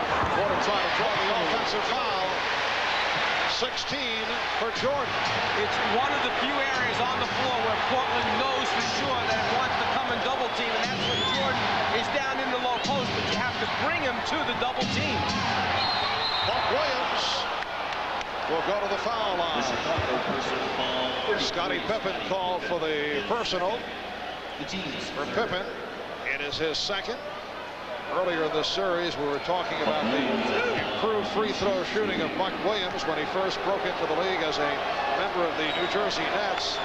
He struggled at the line, but he's come a long way. Buck now 75% from the free throw line. And he's 4 for 4 tonight. You can see the progress that he has made in the finals, shooting better than 90% at the line. Because of turnovers that they forced, steals, 8 steals, and then offensive rebounds. They have 11 at this point. I'm talking about Portland. They have 10 more field goal attempts right now than the Chicago Bulls do. 56-46 in field goal attempts. Cliff Levingston is checked back in, providing a rest for Scottie Pippen. Blazers by 14. Buck Williams stepping out for the steal. What a play by Buck Williams. Porter with the change of direction. And he thought he was fouled. Out of control. Dribble penetration out of control. And Jordan lost it. Levingston recovers. Here's Paxson for 3. Rebounded by Porter. Blazers have to love this style of play, though. Kersey gets it to Drexler. This is Portland's brand of basketball. They have the tempo going in their direction. And it's all happened because of their hard work. They're on the glass. They're out in passing lanes. We saw Buck Williams just pick up the steal. Second and third shot opportunities. Biggest lead of the night, 16-point margin for the Blazers, trying to tie the series at 3, forcing a Game 7 on Wednesday. Livingston is fouled. That draws the sardonic roar from the crowd. There have been a number of times that Clyde Drexler has wound up open under the basket. His teammates are finding him. Kersey with the good look, Clyde with the conversion. Buck Williams charged with his third, and Clifton Levingston will go to the line. That's all part of the Portland transition game of crossing either the big guard or small forward under the basket after the pass has been advanced to a corner. That time for Portland, it was advanced to the left corner. Kersey had the ball. Drexler made the cut under the basket.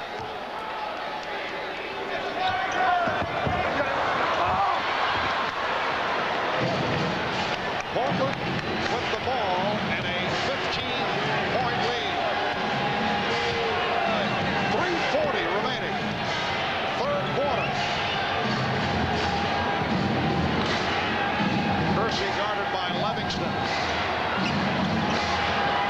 Shot clock at 2. Porter.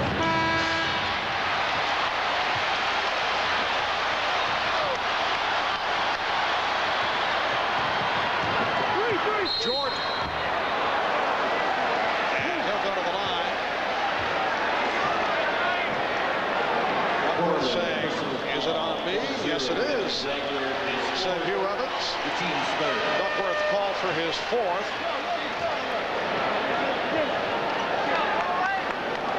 Well, they say a non-shooting foul.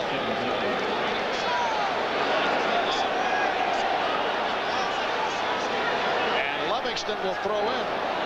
They called Duckworth for shoving the screener into where Jordan was trying to shoot the ball, therefore no shot attempt.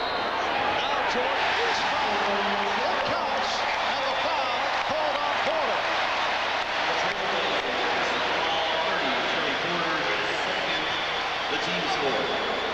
Jordan knows he can get a good look over Porter. Porter tries to body him out, and then just the touch on the turn is where the whistle is called. Now, with this lead that Portland has of 13 points with Michael shooting, and knowing that Drexler has 4 fouls, just around 3 minutes remaining in this quarter, is it a good time to take him out, rest him, so you have him for the entire 4th quarter with 2 fouls to use? You wouldn't want him to pick up one right now, holding this lead. Portland by 12. Robinson, dangerous passing by the Blazers. They got away with it, though. Drexler able to hit, and the foul. 17 for Drexler. Livingston called for the foul. Well, the interior passing is so difficult, but players with good hands. First, Robinson finds a handle, then he looks for an open teammate. Clyde stays after it, finds the handle, and the score, and the free throw opportunity. E.J. Armstrong come on for John Paxson.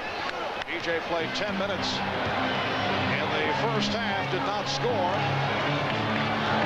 2:45 to go in the 3rd, and the Blazers lead by 15 points. And Adelman is playing Drexler on B.J. Armstrong, Porter on Jordan to avoid the foul situation. Robinson with the block, and the foul is called. Livingston will go to the line.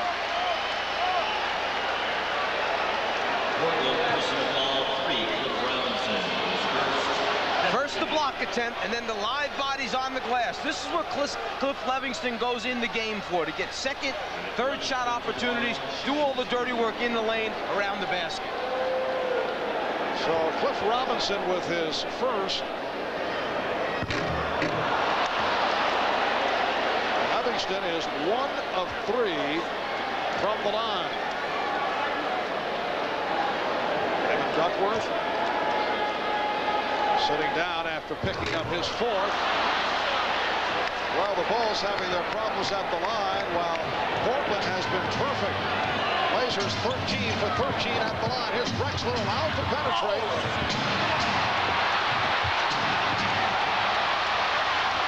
Jordan putting the move on Porter. Stopped by Drexler. Terry Porter hitting the floor hard, along with Clyde Drexler. B.J. Armstrong called on the foul. Just a terrific defensive effort by Clyde Drexler. Jordan goes by the first 2 defenders. Drexler running the floor the whole way, setting this up way behind as far as steps, but the perfect timing, and he covers so much ground to get the block and save what looks to be like a sure score. Great defensive play, particularly with 4 fouls on Clyde Drexler.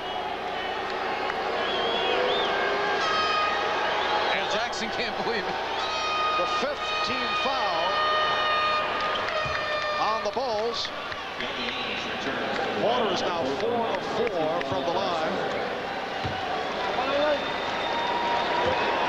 And Drexler will sit down. Drexler with 18 points, but only 6 of 17 from the field. So it's Portland up 75-58 as we come up on 2 minutes to go in the 3rd.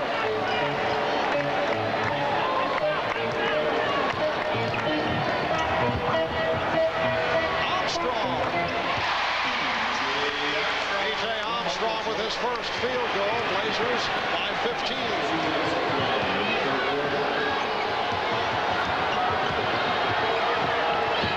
Here's Porter.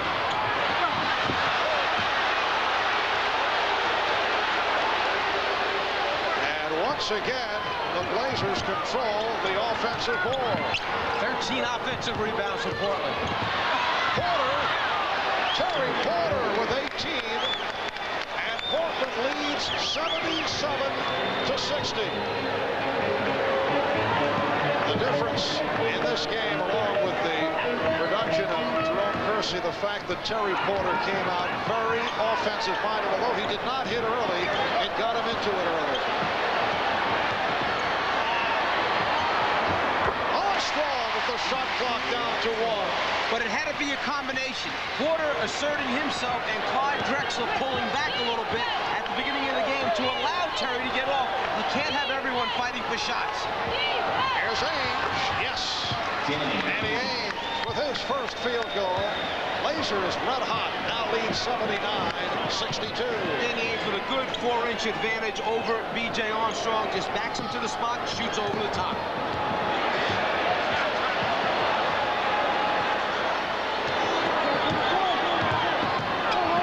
To the spin, and Kersey felt that there should have been an offensive foul on Jordan. And Jordan felt he should have been shooting a free throw after he scored the basket.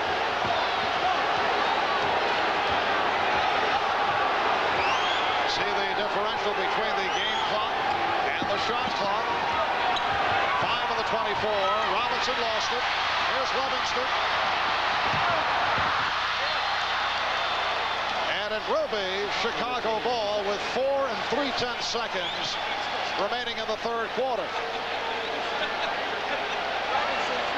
You have to watch for Michael Jordan back cutting and going to the basket for a lob. They like to use this with not too many seconds left on the clock. John Paxson replacing Cliff Livingston. With Michael out of bounds also after the pass now. Watch him stepping in quick. Armstrong. So time runs out in the third. The Portland Trailblazers outscore the Chicago Bulls 29-20 in the third, and they lead it by 15 as we head to the fourth quarter. We'll be back after these words from your local station.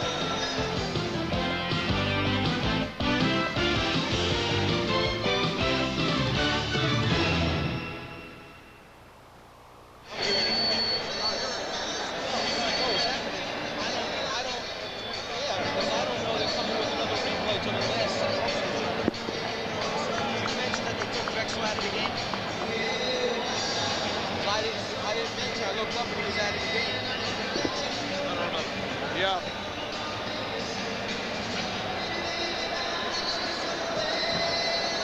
Yes. Yeah, that's good. Gotta look though. Gotta look.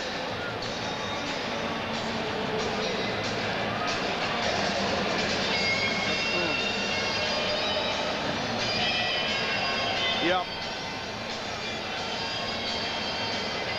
Yeah. Let me just organizing my thoughts here. Hold it. That's the highest scoring third quarter.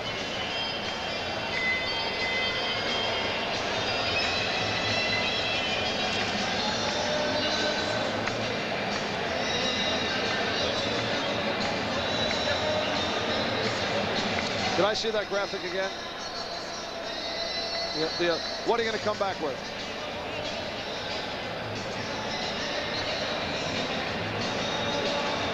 Okay. It's 4 up, 4 teams repeating. Can I see that again? That's what I meant. Yeah. Okay.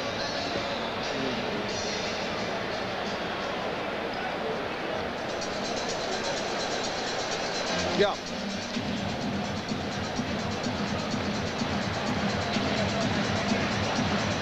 Yeah, I think that's good. Yeah. They had a 29-point quarter, Elliot. Yeah. Is that the highest? Yeah, yeah. And the series? Last 2 times in this building, Marv, we want to go to, they scored 17 and 16 in games 1 and 2. You say that. Good.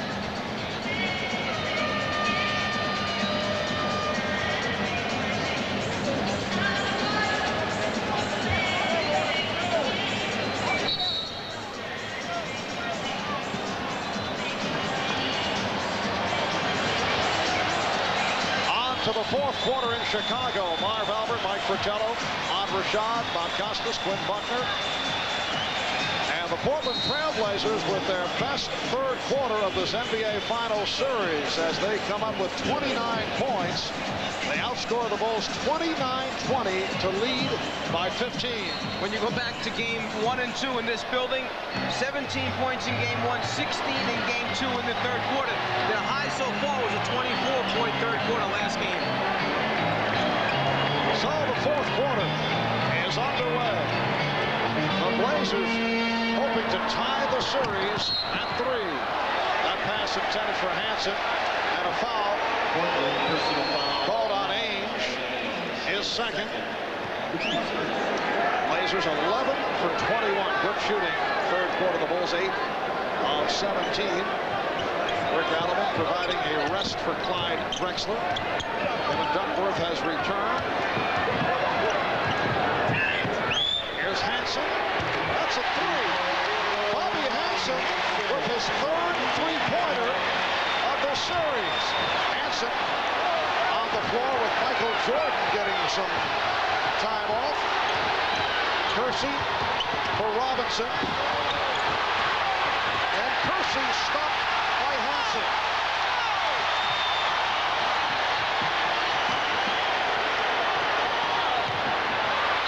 Oh, King was wrong. And the Bulls asking for a flagrant foul. I think the referee has called a flagrant foul. They'll shoot these free throws and get the ball out of bounds on the side. If there's not an intent to play the ball, instead playing the body, they're going to call that flagrant foul.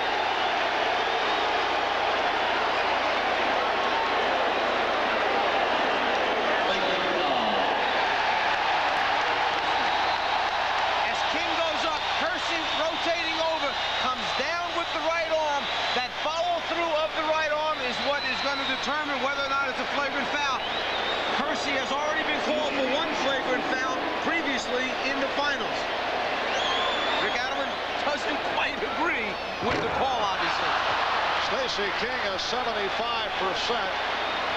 free throw shooter. As Kersey involved on that flagrant foul of Scott Williams. And that led to the heated discussion between Danny Ainge and Jerome Kersey.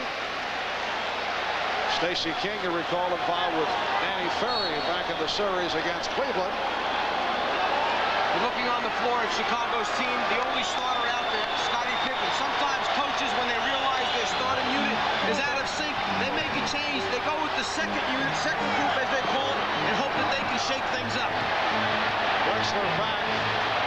Pippen able to elude Drexler, who did not want to pick up his fifth. So the Bulls have come out roaring at the start of the fourth. The Blazers now lead by 9. And after that basket, Rick Adelman started to signal timeout, but changed his mind and let him play through it. Cliff Robinson has said Portland leads 81-70. Here's King, fouled by Duckworth. That's number 5 on Kevin Duckworth.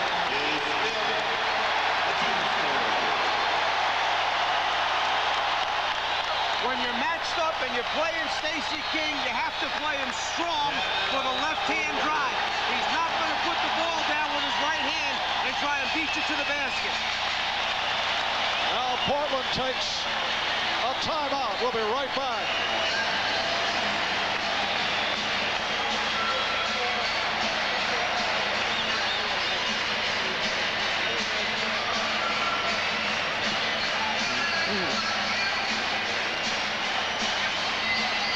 Yeah. Okay, I'm set.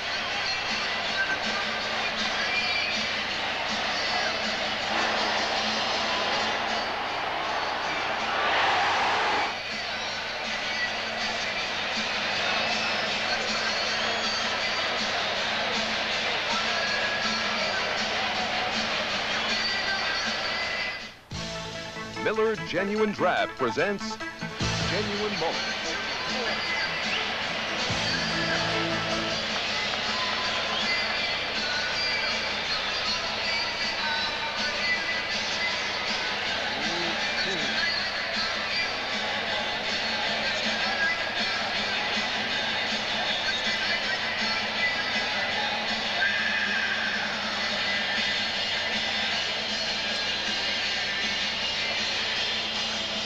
I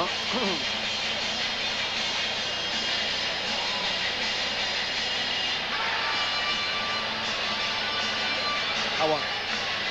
Yeah.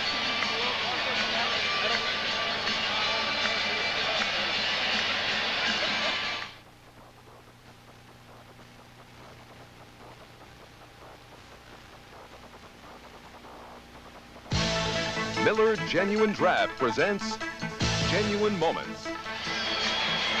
Tonight's Miller Genuine Draft Genuine Moment takes us back to Game 5 of last year's NBA Final. John Paxson took over. He hit 9 of 12 from the field for 20 points, and it was his 5 buckets in the last 4 minutes that sealed the victory as the Bulls celebrated their first ever NBA championship a year ago this past Friday. In recognition of this memorable moment, Miller Genuine Draft will donate $1,000 to the Thurgood Marshall Scholarship Fund. And John Paxson has done the job tonight. He's hit 6 of 9 for 13 points, including 1 from downtown. Stacey King back to the line. The crowd detecting the possibility of a run by the Bulls, who have been sparked by this unit. Stacey King, Scott Williams, Scott Pippen up front with Bobby Hansen and B.J. Armstrong in the backcourt. Chicago now 12 of 18 from the line. Portland has been perfect. They've hit all 15. So the Bulls, chipping away, have cut that 17-point Portland lead down to 9. Pressure by Chicago. Robinson,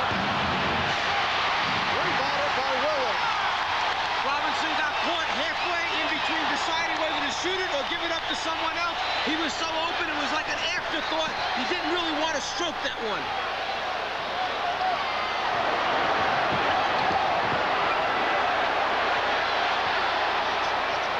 Shot clock to 4. Pippen, yes. The Blazers 81. The Bulls 74. And the Bulls are doing it without Michael Jordan on the floor. A double dribble called by Mike Mathis. He hesitated. Scottie Pippen gave the indication, and then the call was made. Sometimes you just want to be sure that it's the right call before you make it.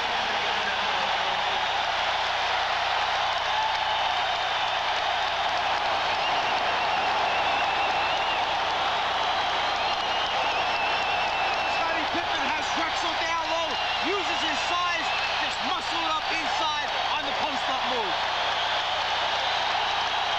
Michael Jordan cheering on his team from the bench. A 10-2 run by Chicago, and off that turnover, it will be Chicago ball when we resume.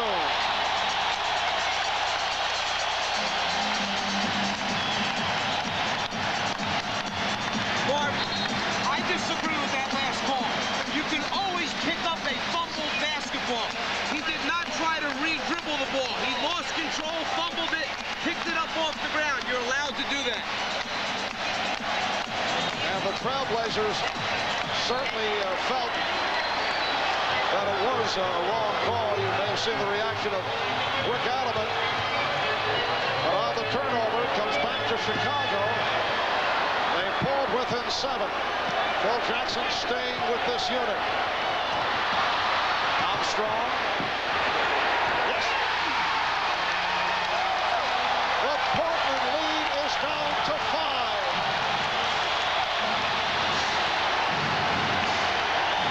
9 minutes to go in the fourth.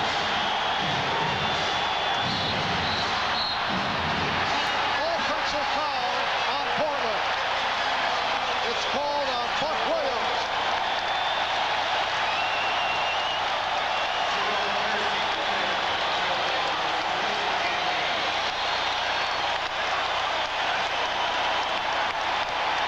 It's got to be the toughest thing to stay within what you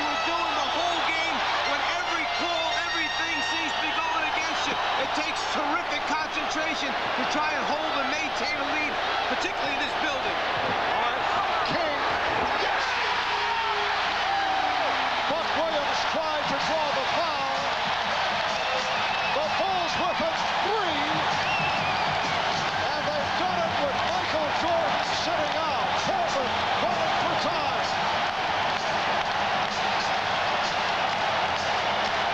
King down in the low post, gets to a point where he starts to make his move to the middle. Buck gives it the flop, falls down. You don't want to fall on the floor that close to the basket.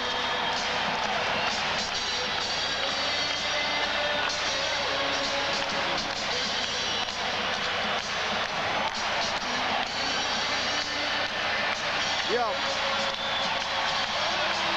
Okay. Mike shaking his head like there's no way.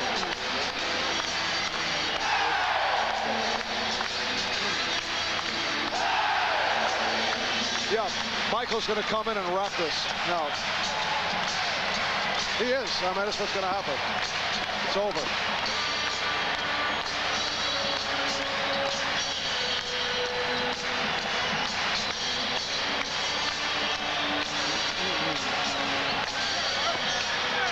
Yeah.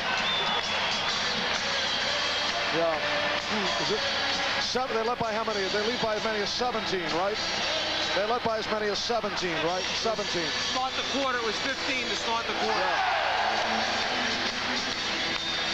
Yeah. It's a 14-2 run.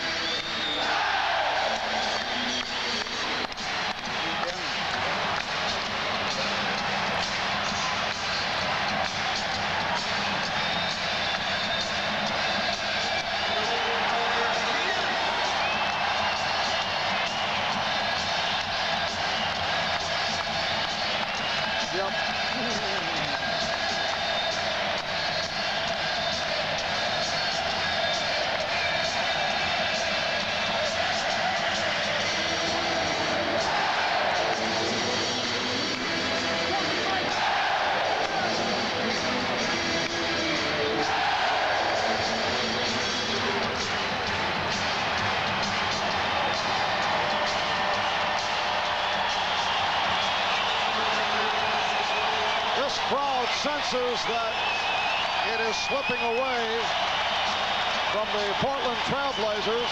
Yes, it is very tough to repeat. Only 4 teams have been able to do it. The Minneapolis Lakers, the LA Lakers, the Boston Celtics, and the Detroit Pistons. The Chicago Bulls trying to repeat. Another Portland turnover. Chicago in the midst of a 14-2 run. This fourth quarter, they've hit 5 out of 5 from the field. Michael Jordan has returned. Here's King. Rebounded by Buck Williams. The Blazers have led by as many as 17. They led by 15 at the start of this fourth quarter. It's Drexler. He has 20, and the Blazers now lead by 5. Now's the decision-making time for Phil Jackson. How long do you go with this unit on the floor? They got you right back in the game. They've used up a lot of energy to do that, and they're not used to playing extended minutes. When do you bring back your main unit? Armstrong for 3.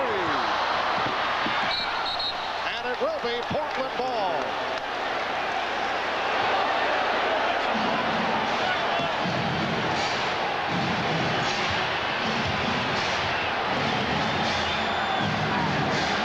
Drexler for Robinson. And Scottie Pippen may have gotten away with a travel. Pippen met by Buck Williams. Takes it one-on-one and lost it. Good play by Kersey. Porter trying to push it down. The Bulls able to get back. 7 minutes to go in this fourth quarter. And the Blazers lead by 5. Foul call on Armstrong. BJ realized that he was in trouble. He got caught guarding Kersey. He took the foul right away rather than let Jerome score a basket right there. Portland must remain aggressive. They must continue to attack, get on the offensive board, get second shot opportunities, play the way they did when they built up that lead. Here's Drexler. And a traveling violation called on Pippen. Well, Clyde Drexler had the right idea. Put it on the floor, take it to the basket, try and get the official to blow a whistle to get to the free throw line, build up points that way. But even though no call, they got it right back again by the travel taking place. Drexler trying to get it to the front of the rim. No call is made. He misses the shot. But then afterwards, you had a travel, which gives the ball back to Portland. Robinson forced to a very difficult shot. Not the type of shot you want at that time. Here's Pippen. Rick Adelman is signaling to his team, move the basketball, pass the basketball. Don't just stop after one pass. Very tentative pass by Kersey, and Jordan comes up with it. And the Bulls will regroup. Pippen trying to post up. Shot clock at 8. Drexler playing with 4. Here's Jordan.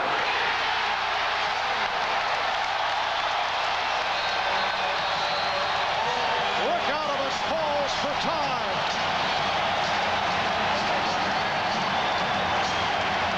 Scottie Pippen with the ability to put it on the floor. One dribble from the top of the circle, then he's at the rim for the conversion.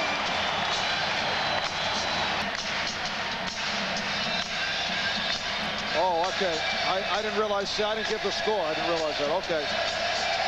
Elliot. Elliot, when's the next mandatory timeout? 2:59? 2:59. Tommy. CR. Tommy.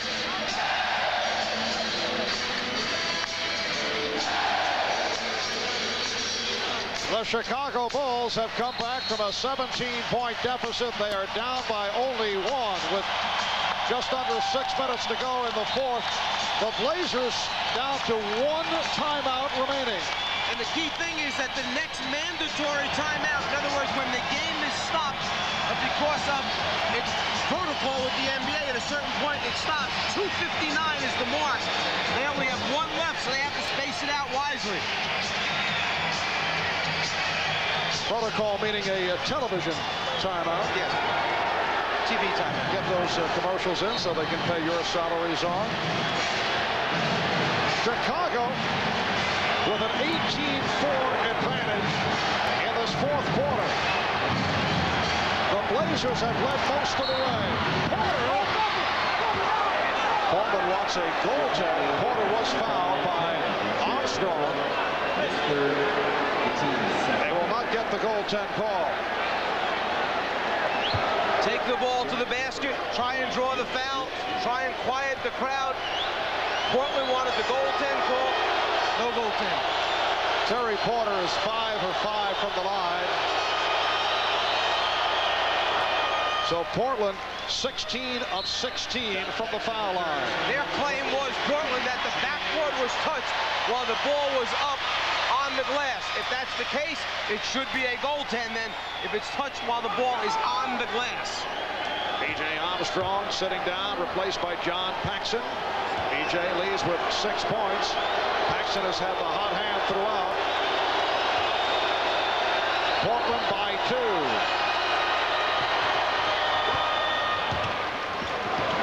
The Blazers 85. The Bulls 82. Chicago back to Jordan and Paxson at the guards. Pippen, King, and Williams up front. Stacey King has played a major role.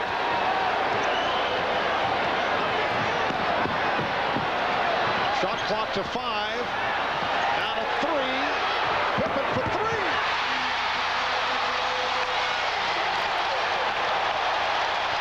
24 for Pippen.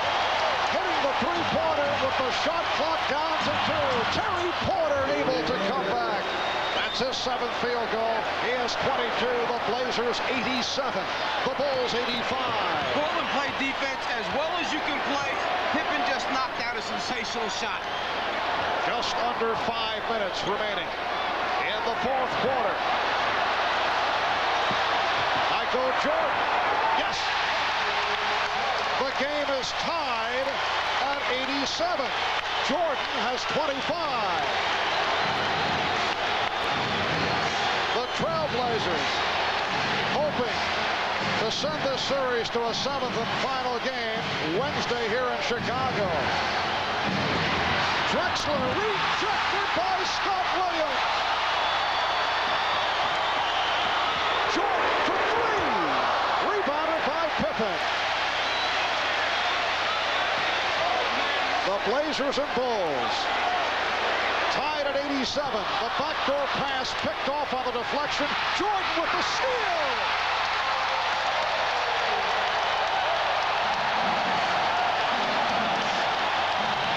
The first time Chicago has led since the opening minutes when they had a 4-2 lead.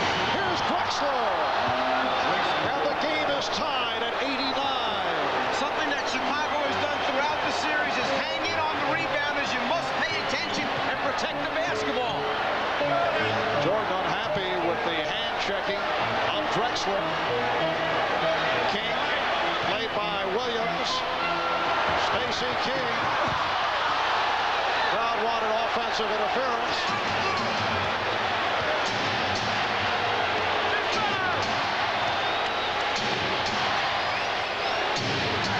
We're approaching 3 minutes to go in the 4th. Drexler.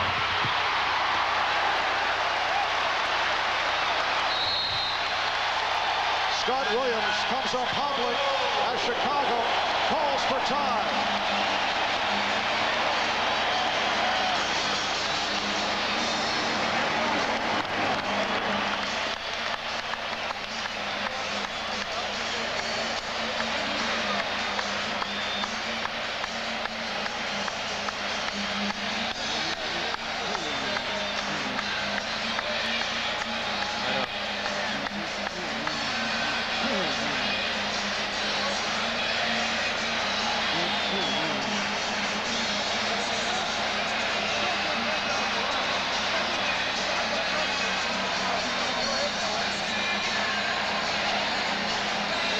That was on the Jordan steal, huh? He thought it was a foul. Yeah. We doing all 4? Okay.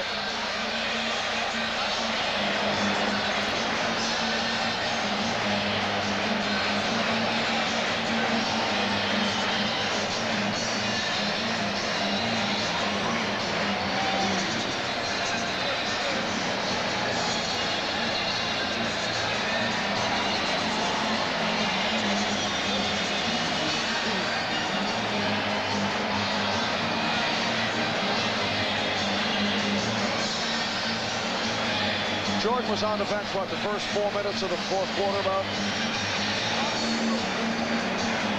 3.5.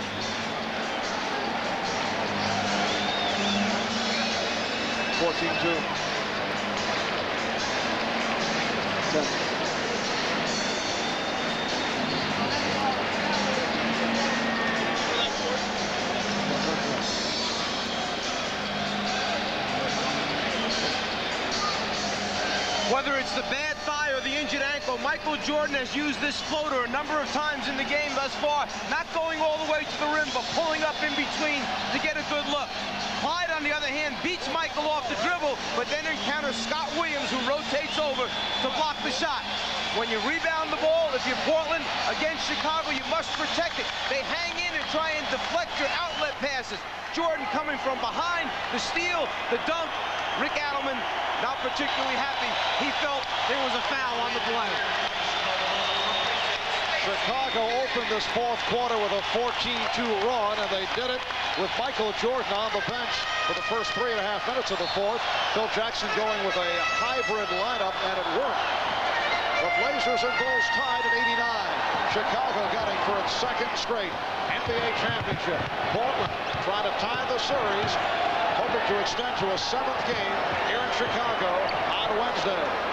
Shot clock down to 5. Jordan. That was deflected short by Drexler. And Buck Williams able to come away with it. And again, Scottie Pippen slapping at the basketball after Buck came up with the rebound. Remember, the advantage now in timeouts definitely on Chicago's side. Here's Williams. He was set up beautifully, but missed the layup. We mentioned earlier the number of layups and inside shots that they have missed, Portland. You have to convert those. Scottie Pippen does convert to give Chicago a 91-89 lead. 2:15 remaining in the fourth. I'm kind of missing where Jerome Kersey has been offensively for the last portion of the game. Porter stripped by Paxson, and it will be Chicago ball. Ed West says it was knocked out of bounds by Terry Porter.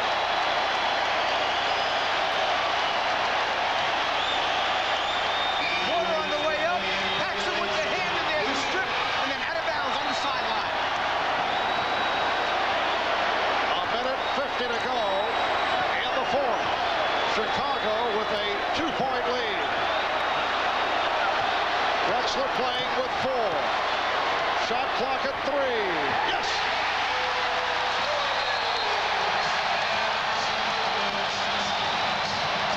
And a timeout called with a minute 39 remaining in the fourth. The reason that you can't double team back on Michael quickly is because Paxson is standing right out. Yeah.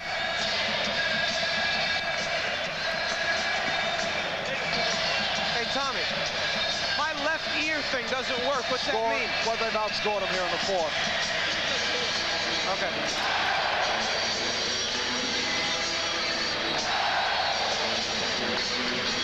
Chicago has outscored Portland 29-10.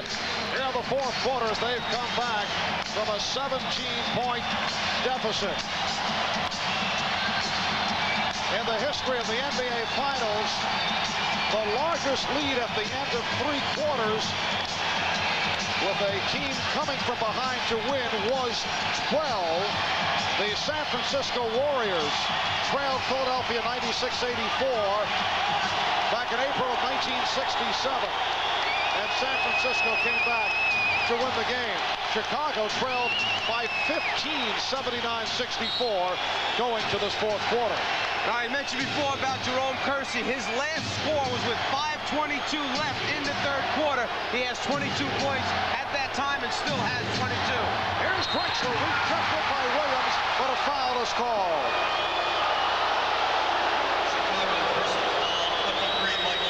Michael Jordan called for the foul, and Clyde Drexler will go to the line. The Chicago defense is a suffocating defense. When you make a move on the interior, they always have people there to challenge. Williams' block was good. The foul was called on the way up on Michael Jordan. Drexler 6 of 6 from the line. He has 23 points, and the Blazers 18 of 18 from the free throw line. The Bulls by 3. 1:31 to go in the fourth. It's a 2-point lead. Portland has used all its timeouts. Ames staying with Pippen in the backcourt. You dig in now defensively, you must get a stop. There's plenty of time in the basketball game for Portland to come back, tie it, and take the lead. Shot clock at 10. And a hold on Drexler. That is his 5th.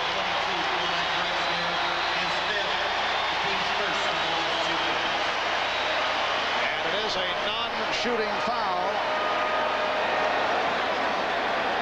Clyde, realizing that they have a foul to give before it becomes bonus, takes one outside before Michael can turn the corner. 1:13 remaining in the fourth. Bulls get the new 24. Both teams have 4 team fouls. They've been isolating Michael on that left side of the floor. Here's where he knocked down the jump over Clyde last time. Scott Williams takes the shot. That is not what the Bulls had in mind. Drexler. And it's called a jump ball. Drexler thought he was fouled. Well, you had Chicago who wanted an offensive foul call. Portland wanted the foul call. Both players had established their position. Williams was under the rim. You're not going to get a charge in the NBA that close to the rim. Drexler wanted the call on the rotating Grant, hitting him on the right side. 49 seconds remaining fourth quarter. The Bulls 93, the Blazers 91. Grant will try and drop it between Jordan and Williams on a safety tap right here if he can get it.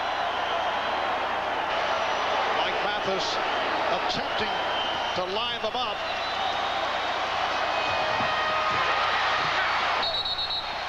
And the call is Portland ball, deflected out by Chicago. And Rush conferring with Hugh Evans, who had another angle, and they've changed the call. The ball goes to Chicago.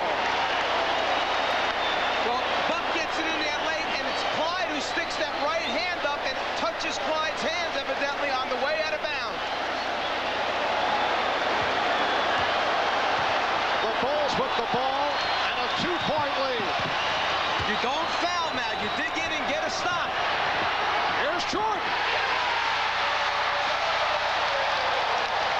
The Bulls 95, the Blazers 91. Drexler for three. Kept alive by Kersey. And the foul is called. It's on Pippen. Chicago over the limit. Portland never rotates over in time as Michael comes from the right side of the floor. It was an isolation created almost by happenstance. It was there. Michael took advantage of it, saw the opening, took it to the rim. Michael Jordan coming on in the second half. He has 31. Portland is 19 for 19 from the line. Kersey on the line for the first time.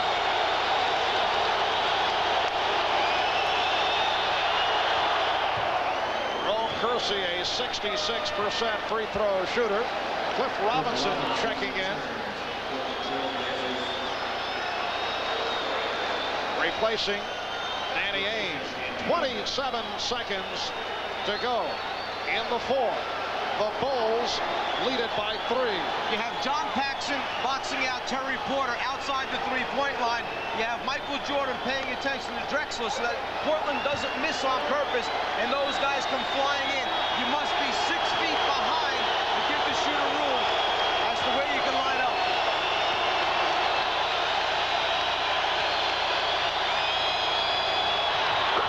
It's a 2-point Chicago lead.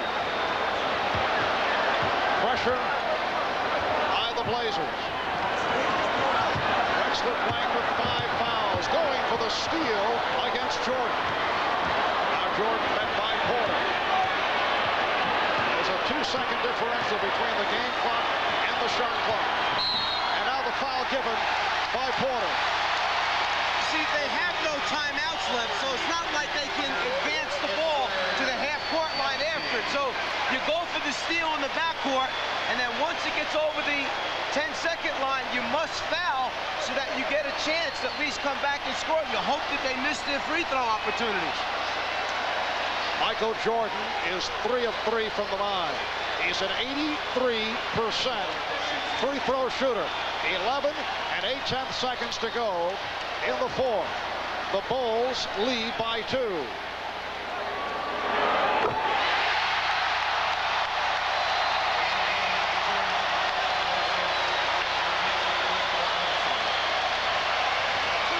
Chicago 96, Portland 93. The Blazers do not have any timeouts left.